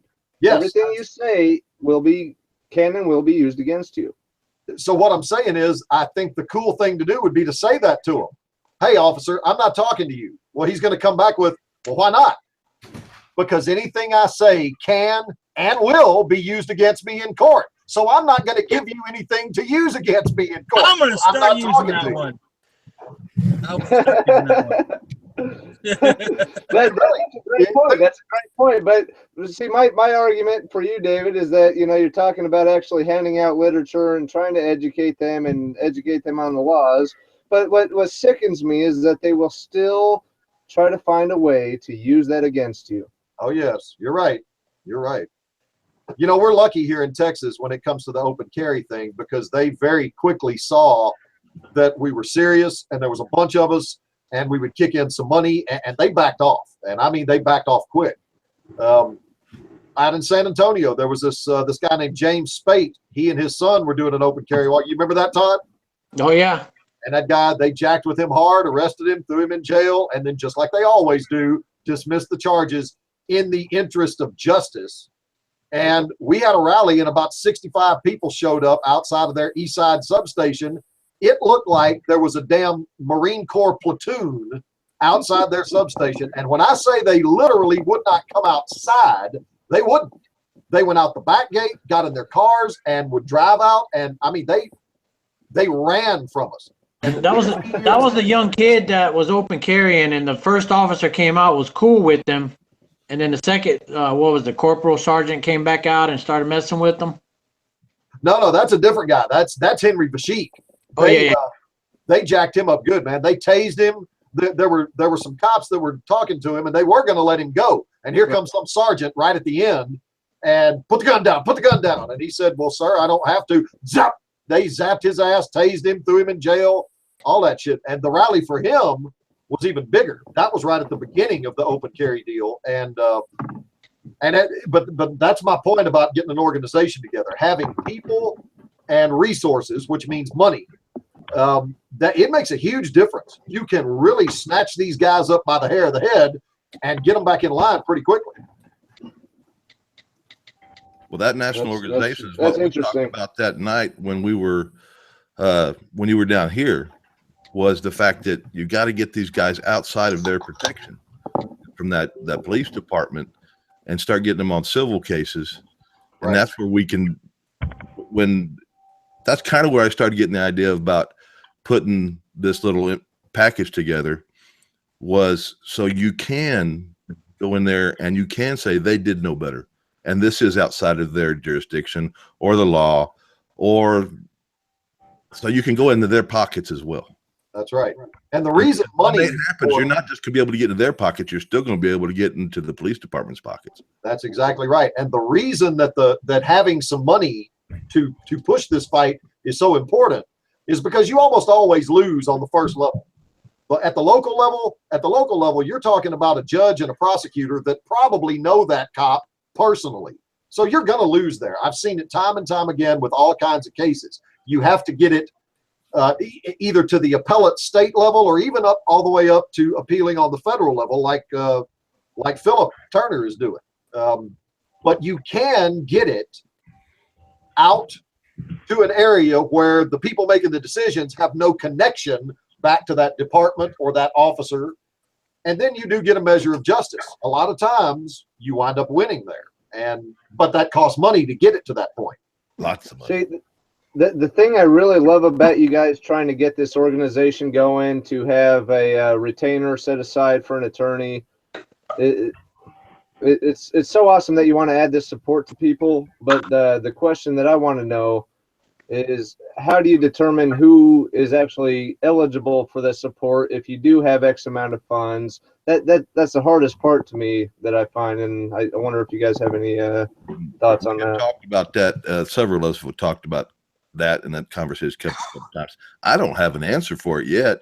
I think we got to get the organization, a group of people that want to talk about it, and address that in the proper place, proper time, because I don't have enough information. I have some thoughts, but I think there's some people out there that probably have some better ideas than me. But I would encourage, like Dama and anybody else listening that's doing what we're doing, that's thinking about talking about this to their people in their state that they know, think about doing this as a national organization and not just doing an individual organization per state. Have your state chapters, however you want to describe it, but you all are in one organized group, and you have your individual chapters, so it'll be stronger that way. That's right. Yeah. That's right. Who's next? Prez? Well, I wanna go back to what David was saying about, you know, when something happens to one of these open carry activists and they get tased or beat up or thrown in jail, they show up in numbers and you know, demonstrate, and it like David said, it only takes 1 or 2 times to put them in check. Well, the same thing goes with these call floods. I mean, look what happened to me at the prison, at Connolly Prison a couple weeks ago. That guy was off his reservation, man, trying to put his hands on me. And we love that one. and I think and Jack and Ginger went down there the very next day and stepped off 500 feet and landed right at the fucking front gate, and they did not even blink an eyeball, man. They were hiding behind those the protection they got behind those walls over there. Well, that's where they should have been the first time. It should have been. I actually called that prison the same day that you uploaded that video, and when I talked to the lady, she answered the phone. I go, yeah, I just saw a video about a man who was assaulted by a prison guard for simply filming your prison there. Is there somebody I can talk to about that? And they put me on with this lady. And I go, yeah, I said basically the same thing. I go, I do have a van full of senior citizens that saw this video, and they want to do something exciting. They want to go down to the prison and see if they might get roughed up by the prison guards. Are these senior citizens going to have a problem if I bring them down there to film? And she goes, sir, do you want to leave a name and number? I go, no, I just want to know if we see. I just want to know if these senior citizens are going to have a hard time if we start filming. She goes, sir, we are very well aware of the situation. Have a good day, sir. And then she hung up on me. That was a good one. That was a real good one. I mean, would I have gotten the same reaction if I was out there walking my dog without a camera? Exactly. No, not at all, Todd. It's all about control. It's exactly the same problem that we ran into when we would go walk, and there'd be, say, half a dozen of us, and we're walking with our rifles on our backs. Well, at that point, the cops were no longer the only big boys in town. Here's half a dozen guys, each walking with AR-15s and 200 rounds of ammo. That's a damn infantry squad. That's nothing to play with. And it literally gave the cops a case of legalistic penis envy. And they were, I mean, it bothered them. It bothered them. It's like one gang going on to another gang's turf. They don't like it. And so they would come out, and at first, in the very beginning, man, it was all, boy, they were, you think you guys get it rough? Go out there with a gun sometime and see what these dudes try to do to you. They do not like it one little bit. But the trick is you have to keep pushing the issue. Do it like a decent human being. The analogy I always like to give is George Washington shot at the British, but he did not cuss them out. So, you know, act like a decent guy. Well, it's true. So act like a decent guy, but stand your ground and push the issue, and eventually they get the message and they back off. And are you sure he didn't slide in a couple of fuck yous while he was pulling that trigger? You know, he may have. Maybe under his breath. You know, but that, and I'll say something else to answer Silent's question about how you determine who to back up and you know, in lawsuits. One of the things we did with Open Carry Texas was we kind of developed a standard operating procedure. And what we said was, look, number one, don't go ballistic. Don't start cussing them out. Oh, fuck you, motherfucker, and you can't do this to me. And whatever you do, remember that a jury might see it. So don't come across like the bad guy. And that's number one. So to bring that up, that's a great. Go ahead, Ben. Yeah, but yeah, that's a good advice. Is, you know, whenever you're doing that, pretend that a jury is there watching. Exactly. That's some advice that was given to me a long time ago. That's exactly right. Maybe you were arrested for slipping and saying "fuck you" to the cop, and then they give you a hard time, and then you go to protest and flip off the cops, and Well, but at the same time, there's some people that want to test the limits of that, and if they're doing that specifically for that purpose, I understand. But if you're doing it for other things, you know what I mean. I know. Yeah, like my videos. What A lot of my videos are cussing out the cops and flipping them off and whatever like that. I like checking it all. It's too bad I can't do open carry, but my videos are telling cops to go fuck themselves. I even go to city hall meetings and tell them to go fuck themselves and stuff, because I mean a lot of them are just crooked because they let what's happened to us, they let it freaking happen, because the mayor should be stepping in and say, hey, look, you guys are wrong. You guys cleared these officers. No, we're stepping in and we're going to hold them accountable. That's so right. I give them the same attention that I do the cops when I go to the city hall meetings. But sometimes it just seems like it's just nothing left but to say, something, fuck you. Hey, fellas, hey, let me camera. I mean, if I can, I don't know if you guys seen the arrest with the cameraman. 17-year-old young man I go out with. Yeah. I mean, he specifically flipped off actually the cop behind the female cop because he was actually taking a video of him. So he wanted a good freaking video when he did the public record request. Yeah. Now here we go, finding unconstitutional law. That's not my style, but I understand because you're testing the limits of the First Amendment. So I understand. I see it both ways. It's not my style though, but I understand. That's because some people do it just to test the limits of the First Amendment. So. And we've done that. Yeah. Hey, let me speak on that for a second. All right, let me say something. Go ahead, Todd, and then David, you can jump in there. That police officer that I was speaking to outside my house today, I pointed at have all you seen that sticker on my back window of my truck? The little stick man fucking the police. No, I haven't seen that yet. Look on my David's seen it. Look on my latest state trooper video where the stop right at the end. I show that. But anyway, I pointed to that sticker to the officer today, and I said, "You see that sticker on my window? That's for bad police officers. That's not for good police officers." So basically, my vehicle is a rolling First Amendment audit.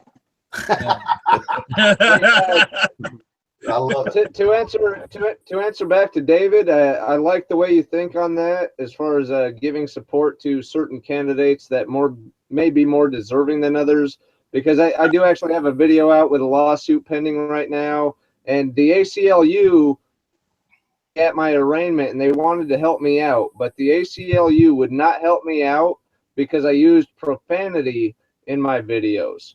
Really? Okay, and the ACLU told the way they explained it to me was that I wasn't the best poster child for them, because the ACLU does get a lot of publicity on their cases, and they just didn't feel comfortable handling somebody who used profanity against the police officers in that particular case. They did help me find a great civil rights attorney to help me, but the ACLU themselves would not actually help me. So right. My point being, David, I think that's great that you might be selective on your candidates based on how well they handled themselves, because the ACLU probably thought the same thing that you're saying about a jury seeing it and finding you guilty just because the jury didn't like you, kind of thing. Well, So at least the ACLU responded to you.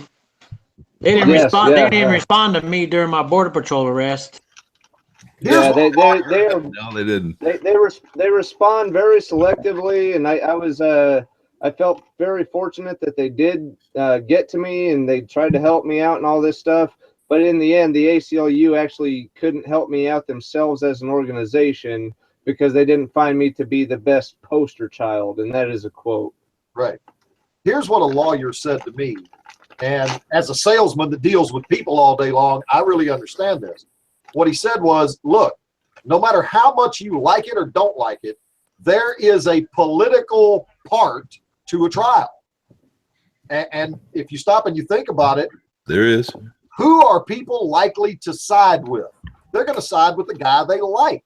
And who are they likely to side against? They're going to side against the guy that they don't like.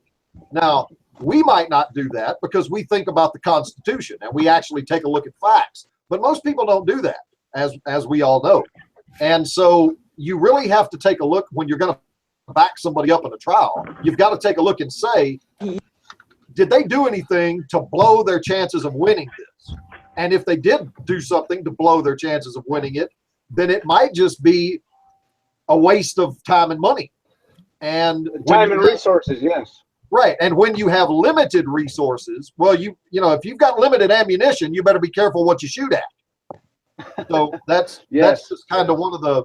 Now, I'll tell you flat out, if you had a big organization that got $1 billion a month in revenue, I'd say screw it, sue everybody. But would that be nice? Yeah, it would. It really would, because we'd straighten this shit out pretty quick. But if you don't have that, I'll give you an example. We have some lawsuits pending against the Department of Public Safety, specifically the part of it that guards the Capitol building. We had some guys that wanted to bring in a rubber training gun. Now, that's all it is. It's a hunk of rubber that is in the general shape of a gun, but you can obviously tell it's not a gun. DPS would not let these guys in. When our guys demanded to know what authority they had to tell them they can't bring in a piece of rubber, they wouldn't answer. They just simply said, get out of here or else you're trespassing. Our guys stood their ground. They were polite. And here's the other thing. It was documented from a half a dozen different angles. I mean, we had all kinds of video of this. So it was real obvious that our guys were right and the cops were just being dicks. And so we did a crowdfunding campaign, gathered up some money, and started suing. And we've got, I think, 7 cases pending against Region 7 DPS, and we're going to win them. We're going to win them hands down. As a matter of fact, they're just now in the deposition stage. When it gets to the point that it's about time to go to court, our lawyer says DPS is going to start throwing settlement offers at people. So, but it's real important to remember that there's a political side to a trial. The people that sit on that jury are going to be human beings, and they're going to have likes and dislikes, and they're going to have politics of their own. And you got to be careful not to do anything that's going to make them just not like you and vote against you. Yeah, that's the I hate part. it. It sucks. I hate politics like that, but welcome to life. You deal with what you got to do. The fact is, for like people like me that got a huge mouth out there, talking shit to cops a lot. But I mean, when like if like the fact is, okay, when you do get an attorney or whatever like that, shouldn't the case come down to, I mean, this is all opinion, of course, but okay, well, this guy flipped off a cop because the cop was going against his rights. This cop, this guy told the cop to go fuck himself because he was going against constitutional rights, because that is part of the First Amendment. It is legal to cuss at him. There's leeway of if it's violent or whatever like that, but basically saying go fuck yourself or flipping off, it is legal to do. So no, you cannot hold this man accountable for the fact that he was out there protecting his constitutional right. And no matter what the police training says, because they go into the police training where, their sergeants or whoever out there, you're shit, you're nothing, you're garbage. They actually have that kind of crap in their training. So therefore, you have to learn to de-escalate the situation and not violate the man's rights, which he did. So we're not going to hold this man accountable for what he was saying because it was legal. We're going to hold the cop accountable because he was violating his rights. So in the opinion of that, shouldn't that be the basis of the lawsuit instead of course, let the juries know that this man was totally legal for what he was doing, but in the order of the law, the PC 148G, the Terry v. Ohio, all that's legal what he was doing. So you guys cannot hold this man accountable for him cussing or flipping out the cop. I think that goes back to what I'm saying. Anybody agree or disagree with me, but that comes down to your defense attorney hopefully being able to educate that jury better than the DA can. And that's what is really fucked up, because if it does go to a jury, this is the thing we've kind of left out and we haven't touched on, is your defense attorney, it's his job to educate that jury as to your rights. So you better hope that your defense attorney can educate that jury a little bit better than the DA can. Well, more like the DA won't do it, not can't. Right, but there's another component to that. And that component is the people on the jury have to actually respect those constitutional rights the way we do. Because if they don't, if they're one of them people that writes the comments on there, "I'll shut the fuck up and show him your ID." If there's somebody like that, you're screwed. Yeah, there's way too many sheeple out there. I mean, guys, you got to remember something. There's nobody that goes into the room with the jury when they do their deliberations. There's nobody that goes in there to make sure they do it constitutionally. They can do whatever the fuck they want to do. Yes, they can. And basically, they should. But it would be nice if they were all educated on the Constitution before they went in there and what the laws really are and what their powers really are. Right. Yeah, they only do they only do what most Americans. Go ahead. Yeah, they only do what the judge instructs them to do. That's why PMP has those jury nullifications. You know, we will be doing that soon. So jurors can vote on their conscience instead of what the judge's instructions are. Yeah, I got to cut in on that. That used to be the foundation of America. You know, and I don't want to get off subject too much, but speaking on that specific issue with nullification, you know, that's how, you know, slaves, you know, prior to the Civil War, I mean, that's how they got freedom, was from jury nullification, because even though it was illegal for them to be there, you know, no jury would freaking convict them, you know. So I just want to throw that in there. Well, it sickens me that most Americans don't know their constitutional rights, so that they can't go into a jury respecting the constitutional rights, because most Americans just don't know their fucking constitutional rights anymore. Right. See, and like a citizen was saying, you know, I'm doing like a little thing right now of going out asking people about their rights. I did Huntington Beach out here, and it's mostly kind of like white kind of, you know, uppy kind of people and stuff. So, you know, and I had a lot of good comments out of there about the First Amendment. A lot of people were talking about, you know, Second Amendment stuff. So now I'm going to slide off into basically into a neighborhood that's not so preppy and white. I'm going to go into the neighborhoods now that where the cops are mostly harassing, and I'm going to start talking to them and see if they know their rights and see how they can, you know if they can go into a police station and file complaints, even though they're not going to get found guilty, the cops, you know, if they know the process of it. And then I'll just go to different neighborhoods, different settings. So I'm going to take probably in a couple weeks, I'll start getting back out there, and I'm going to really, you know, dig into this and see if people really know and see what their comments state. If they have questions, I want to be able to give them the answers, you know, and stuff. But I think Citizen kind of like, you know, put a hair, you know, for me to do this. I've wanted to do this for a long time and stuff, but, you know, since I was talking about that, so now that's what I'm going to start working on here pretty soon. I'm dying to see it, dude. I'm dying to see it. And unfortunately, I think it's going to show that most people just do not understand their constitutional rights. Most people just have no idea about it. Most Americans, should I say, and it's so frustrating. It is for those of us that want to defend it, believe in it, and believe that it's our duty, even though most of us were kind of forced into it because of whatever happened. We each got our stories, but something pushed us over the edge where it said, that's enough. I can't sit back and do that anymore. It's almost like most Americans are institutionalized now. Yeah. Well, I was raised where when you get pulled over by a police officer, you get stopped by a police officer, you do whatever he says and you fight him in court. Well, we know the courts are rigged to take care of the police officers. The DAs take care of the police officers. So you're not going to do much in court. So the only way to make any difference as far as I'm concerned is to do what we do. Yeah. They got this mentality, comply, then complain. Yeah. And raise hell. And some of them don't even have the complain part. I'll tell you guys. We've seen that from Philip's recent videos. Yeah. I'll tell you guys a little story that happened to me. Right after open carry got passed, the city of Houston started holding some town hall meetings to explain what the new law was going to be and how it worked and all that stuff.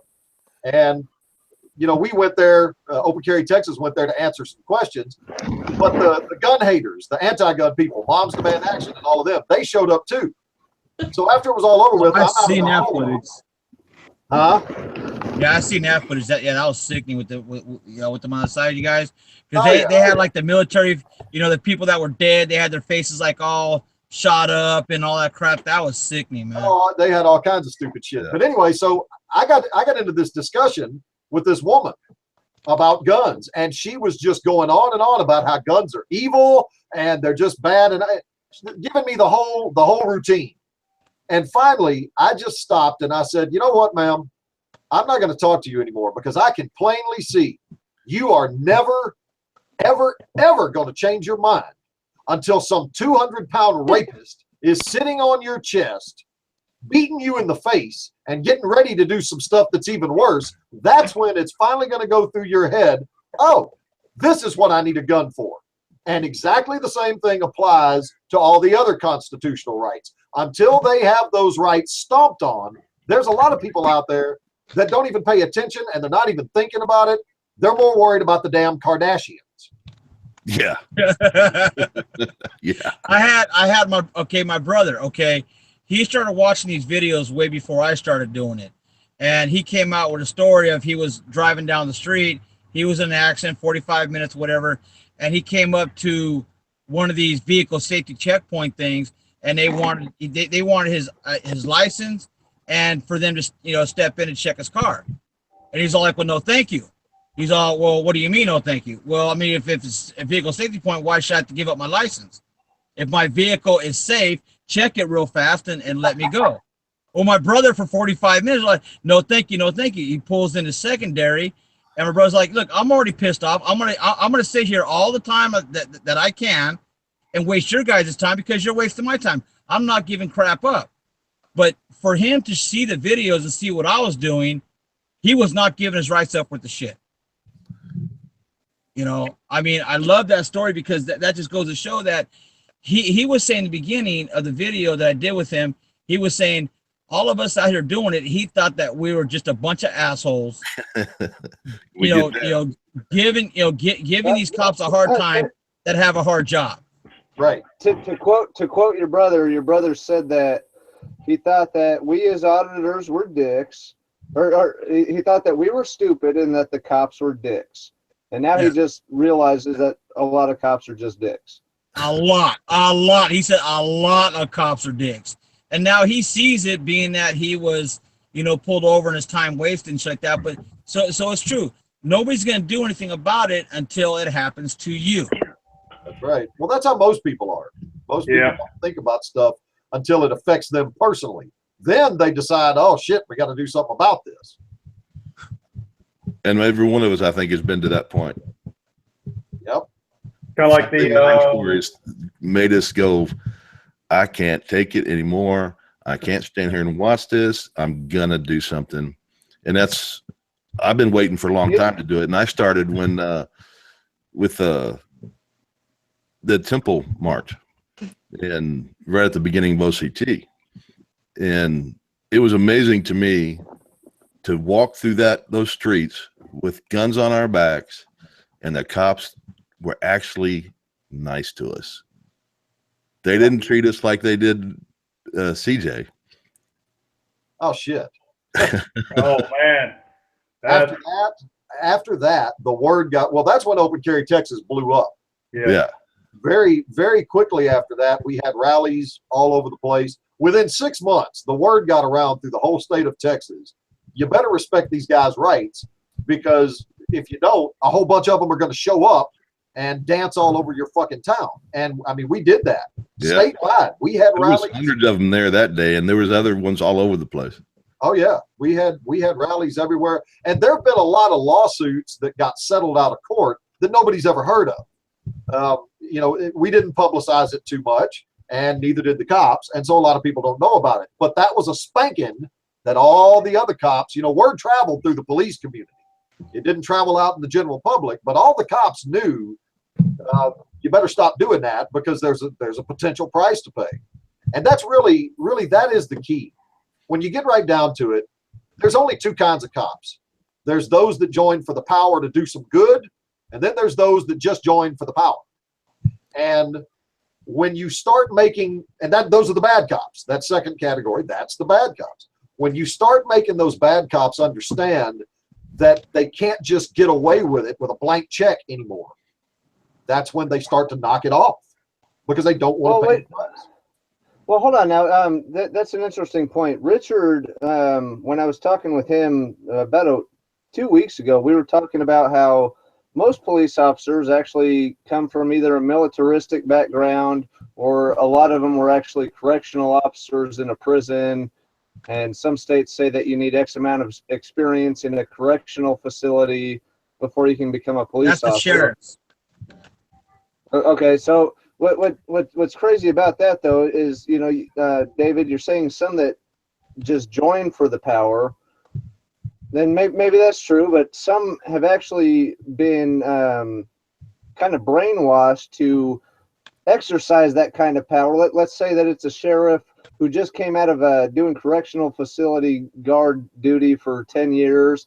He is so used to treating people like scum and just, you know, treating people like he's babysitting. What the hell are we doing putting these kind of cops out there to deal with normal civilians now? They get it in training too. I've got a good buddy of mine, Lonnie, who used to be a constable here in Harris County. He got out of law enforcement altogether, but he went and did the college thing that you have to do. So many, it's like a 2-year degree, and got his peace officer certification here in Texas. And he was a constable for about 5 years. And he told me flat out that at these training academies, they tell you when you're on a scene, you seize control of that scene and you do it by any means necessary. Not do it within the limits of the Constitution, but do it by any means necessary. And they're actually teaching this shit to these guys in the academies. They're telling them, it's more important for you to stomp on somebody's rights and be as safe as you possibly can be than to be in a little bit more danger, but be a real fucking American. That's what for Sextus Perez. For Sextus Perez, they're could you imagine if that O'Connelly guard became a police officer? Say again? Could you imagine if that O'Connelly guard became a police officer? Man. Oh God.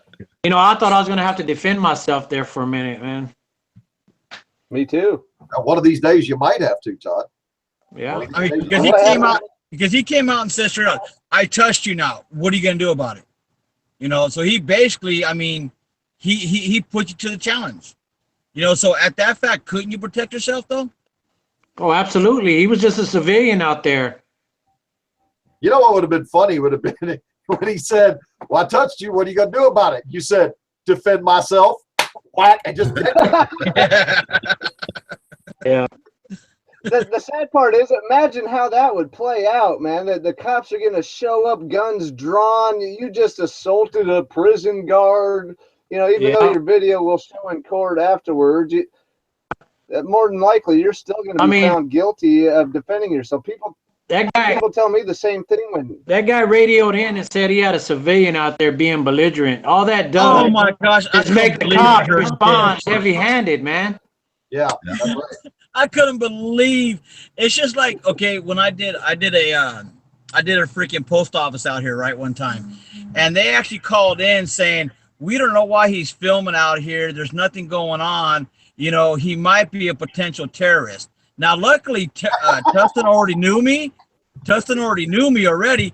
And when Tustin showed up, you know, and they went to a little talking, the cop came over and said, hey, how you doing, Richard? And he shook my hand. We started talking to a DUI checkpoint I did with Tustin one time. And the post office workers were just freaking pissed as hell.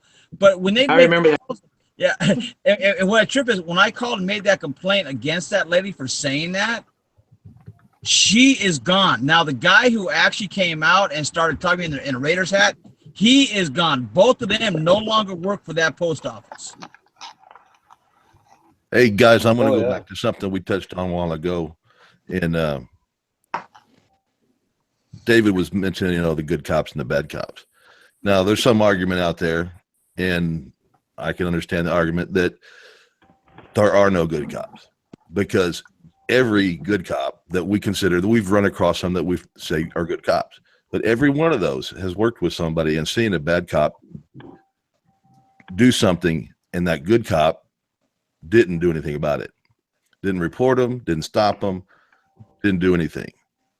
Well, for some people, that means that cop's a bad cop, and I can see their point. But if we could start holding them accountable in a way that makes a difference, then that would empower those cops that want to stand up and do the right thing. That would empower them to be able to do that more. That's exactly at least in right. my opinion. That's exactly right. I believe that. I really believe that. These bad cops are going to get some of these good cops killed too, man. Oh yeah, definitely. It would not surprise me to find out. You remember the shooting up in Dallas at that Black Lives Matter parade when they shot several of them cops? I don't know what those cops' backgrounds are. I'll bet you if you looked at their backgrounds, at least one or two of them actually were good cops. Most of you guys don't. In fact, I don't think any of y'all know this about me. Everybody knows it in Open Carry, Texas, but I come from a family full of cops. I mean, better than half the men in my family either were or still are cops. And these guys, you know, they were men before they ever put that badge on. It wasn't a manhood prosthetic device. That's what I call it for a lot of these wormy little bastards that never got any respect from anybody on their own. So they decided to join the police force. Well, I was talking to my cousin Steve about it one time, and he told me flat out, an officer is never going to go against another officer simply because he's going to get a reputation as not being a team player. And so he could find himself in a lot of trouble. And I think Steve is absolutely right. If we put pressure on the bad cops, I think the good cops, you know, you got to remember, these guys got a wife and kids. They got a family they got to support, most of them. They got a mortgage. They got bills to pay. And while they know what the right thing to do is, they're not willing to sacrifice their entire career and their ability to support their family for it. If we put some pressure on the bad ones and basically made it okay for the good ones to take a stand, I think they would. Well, let me add in something there. I understand that, taking care of your family and everything, and that's their chosen profession. But let me see if I can state this in a way that I want it to come out. We've had how many people go in the military and give up their lives to defend our life? I mean, to defend our rights and our way of life. Now, would it be that big of a deal to give up your job to do the same? I understand where you're coming from, what they're saying, but it's just a thought to think about. Well, make no mistake, I'm not defending them. I'm explaining what my cousin explained to me. Yeah, I understand that. I understand that. You know what I mean about why some of the good ones don't take a more firm stand. There's a video out there. There's a video out there from New Jersey, I think. And to make a long story short, a city cop and a New Jersey state trooper, a woman, arrived at the same scene. Yeah. And the city cop he was going way overboard. And this woman stood up to it, told him to knock it off, grabbed him and threw him off this guy, and wound up. Oh, she wasn't just fired. They tried to prosecute her for some kind of crime against that other city cop. I mean, they turned on her like a pack of wild dogs. And for what? Because she did the right thing. And I think that's what a lot of the quote unquote good cops are worried about. Yeah, and I understand. It's hard to. For me, it's hard to have a good cop. I've talked to Steve about this, but my grandfather on my dad's side was a state trooper, and for the longest time. And my dad told me a story about how he's driving around with this state trooper, my grandpa. And this state trooper, my grandpa, said he saw a random car one day. And he said, hey, let's just go follow that car and see if they do something illegal. And my dad lost so much respect for my grandfather in that moment because he was just looking for crime. And I guess the point I'm getting at is it's hard to distinguish a good cop from a bad cop because most cops now are going out and looking for crime. An officer's job is not to go out and look for crime. An officer's job is to respond to crime. Right. That's right. A lot of that comes from the way departments work. A lot of departments, you'll get in trouble if you don't write so many tickets a month and make so many arrests a month. You will literally get in trouble if you don't do that. And if you're a patrolman in a nice area where there isn't that much crime, you got to go hunt for shit, or else you can wind up in trouble. And I think that's a big, big problem. Okay, guys, we're going on 2 hours and 15 minutes. And I'm glad I didn't want to hold this thing to an hour, because there is no way I could have stopped this conversation. We got a There lot is of guests on absolutely tonight. no way. Now, Bama, did you have anything you want to add to what you had tonight to close out? Yeah, just some things to think about, you know, when it comes to dealing with the police and things like that. You know, the hero status. Everybody wants to be a hero. And, you know, in the army, when I was in the army, you know, we made fun of that, you know. In fact, that's like a saying in the army. Come here, hero. I did it to my soldiers, you know. Come here, hero. Get over here, hero. And that was a term meant, it's somewhat of a derogatory term, Yeah. you know. It wasn't a term of endearment. Exactly. And you know, because to me, you got to prove yourself as a hero. Just because you wear a uniform don't mean you're a hero, you know. Right. I give you Heroes used respect. too easily. I can understand respecting it, whatever, but actions speak louder than words. Another thing that I wanted to bring up is myths. And I think a lot of the myths that we see in society somehow transfers over to the police department, and they go on the myth. And that sounds hard to believe, but I truly believe it because I've seen it. They go on the myth rather than, and somehow word gets passed along or whatever, and they go on that myth. Because I was told in Birmingham it's against the law to film a federal building, and I was arrested in Birmingham. Yeah. It's illegal to film a federal building. They arrested you for filming a federal building? Yeah. Yes. Yeah. That was my first video I ever made. Yeah, I remember that. Yep. Well, Bama, that makes two of us. My first video, I got arrested too. Yeah. I guess throw Homeland Security out. Homeland Security says we can do it, but you know, they don't know nothing about it because they're going on myths, you know. Yeah. One other thing is quotas. I think that's a big problem too, is quotas. Because you know, you got to meet the requirement. In fact, in Auburn, Alabama, this guy was on Stossel, the cop in Auburn, Alabama, and things changed, and he recorded them, and you know, they say they don't have quotas, but he's got them. You know, this cop, and he got fired. Like we were talking about the good cops, and he got fired. You know, and this guy was on Stossel. He made national news because of Auburn's quota system. And I'm an Alabama fan, so nothing against Auburn, but anyway, that was in Auburn. So, yeah, so I just wanted to bring those three things up. I think those are kind of important. Well, speaking of quota, that's why you see all these speed traps on the last week of the month, every month. You know, they're trying to get it in by the end of the month. They want that revenue. Okay, Yeah. David, do you have anything you want to say to close out? No, not really. Except that I've really enjoyed the hell out of this, and I'd like to do it again. Well, I thought so since you hung around, because Yeah, I'm playing hooky on some stuff I need to be doing. But well, here's the thing, guys. Here's the thing, and it's just as simple as this. This matters. It matters. You know, the whole reason I got into the gun rights thing is because I came to realize I spent the first 40 years of my life basically just, you know, kind of like everybody else, worrying about life. I did not stop and think about the kind of world I'm leaving for my grandkids.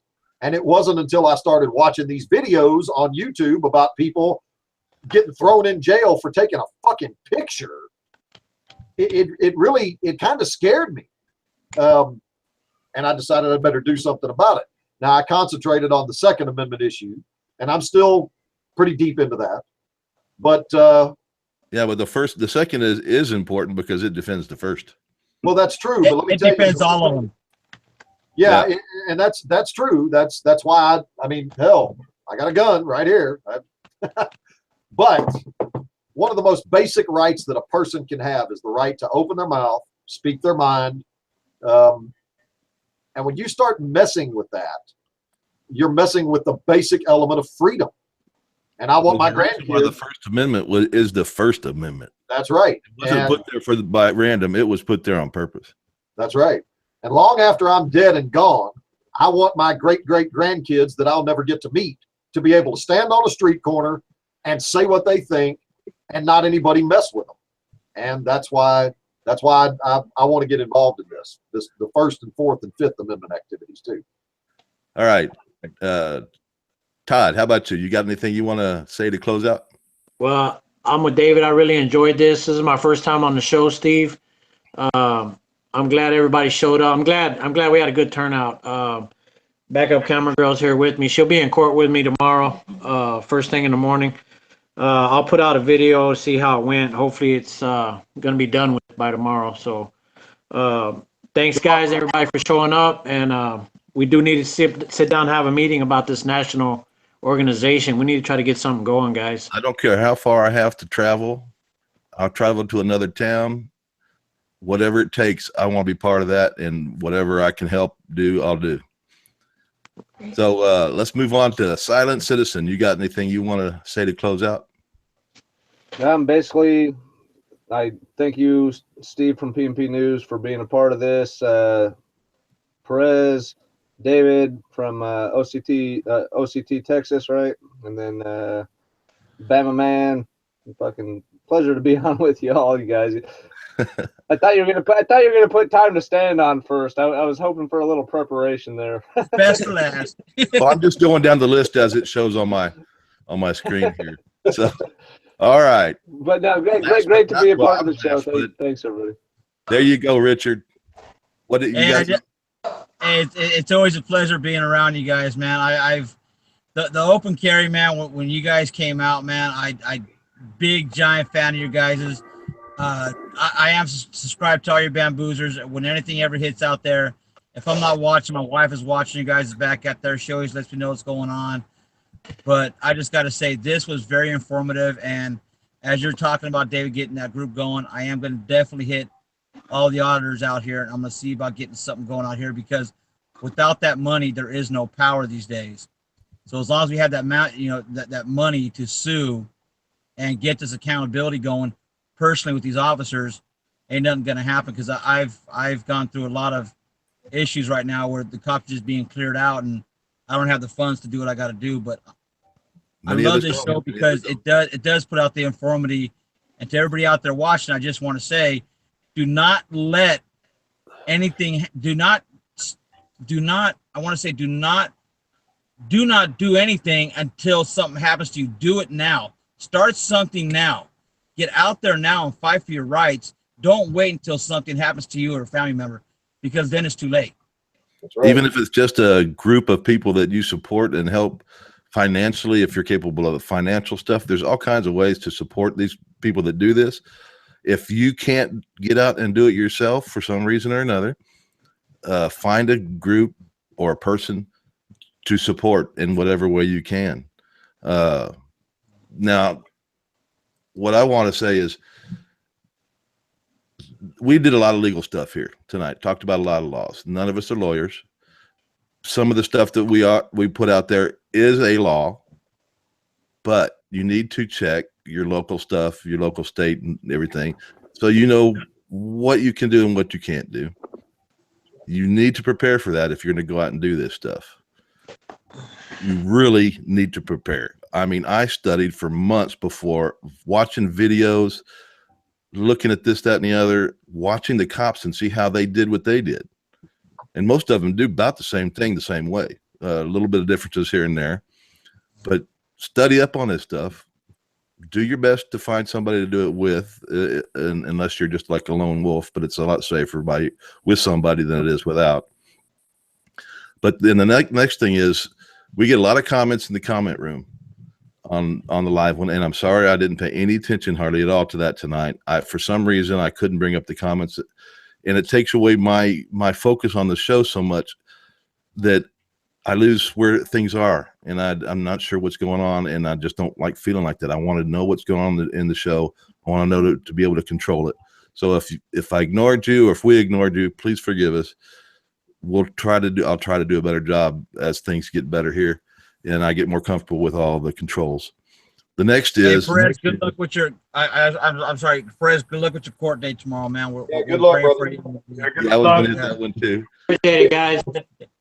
The next David. All the comments seem to be in the live show. Please come back and watch the show after it downloads. It's going to be a while. Come back tomorrow and make some comments in the comment area. Tell us what you think, and share your ideas with everybody. And now, yes, Todd, good luck tomorrow in your court, man. Good luck. David, I want you to see my shirt, David. I love it, dude. I love it. Love it. Hey, man. Right. Hey, We'll end the show, and I'm going to ask you guys to hang around for just a couple of minutes afterwards. Right on. Sticking to them tomorrow, dude. Good night, everybody. Good night, Right. everybody. I'm Good night. Good night, everybody. Peace out. All right, this is PNP News Live. Hope y'all enjoyed the show. I'm going to try to do this once a week. I do have some more guests scheduled. I think they're going to be very interesting guests and very interesting topics. So please stop by. I'm not sure if I'm going to do them on Mondays or Fridays. Once I decide that, I'll put a little video letting everybody know what my plans are. So good night. Thanks for stopping by, and we're out of here for tonight.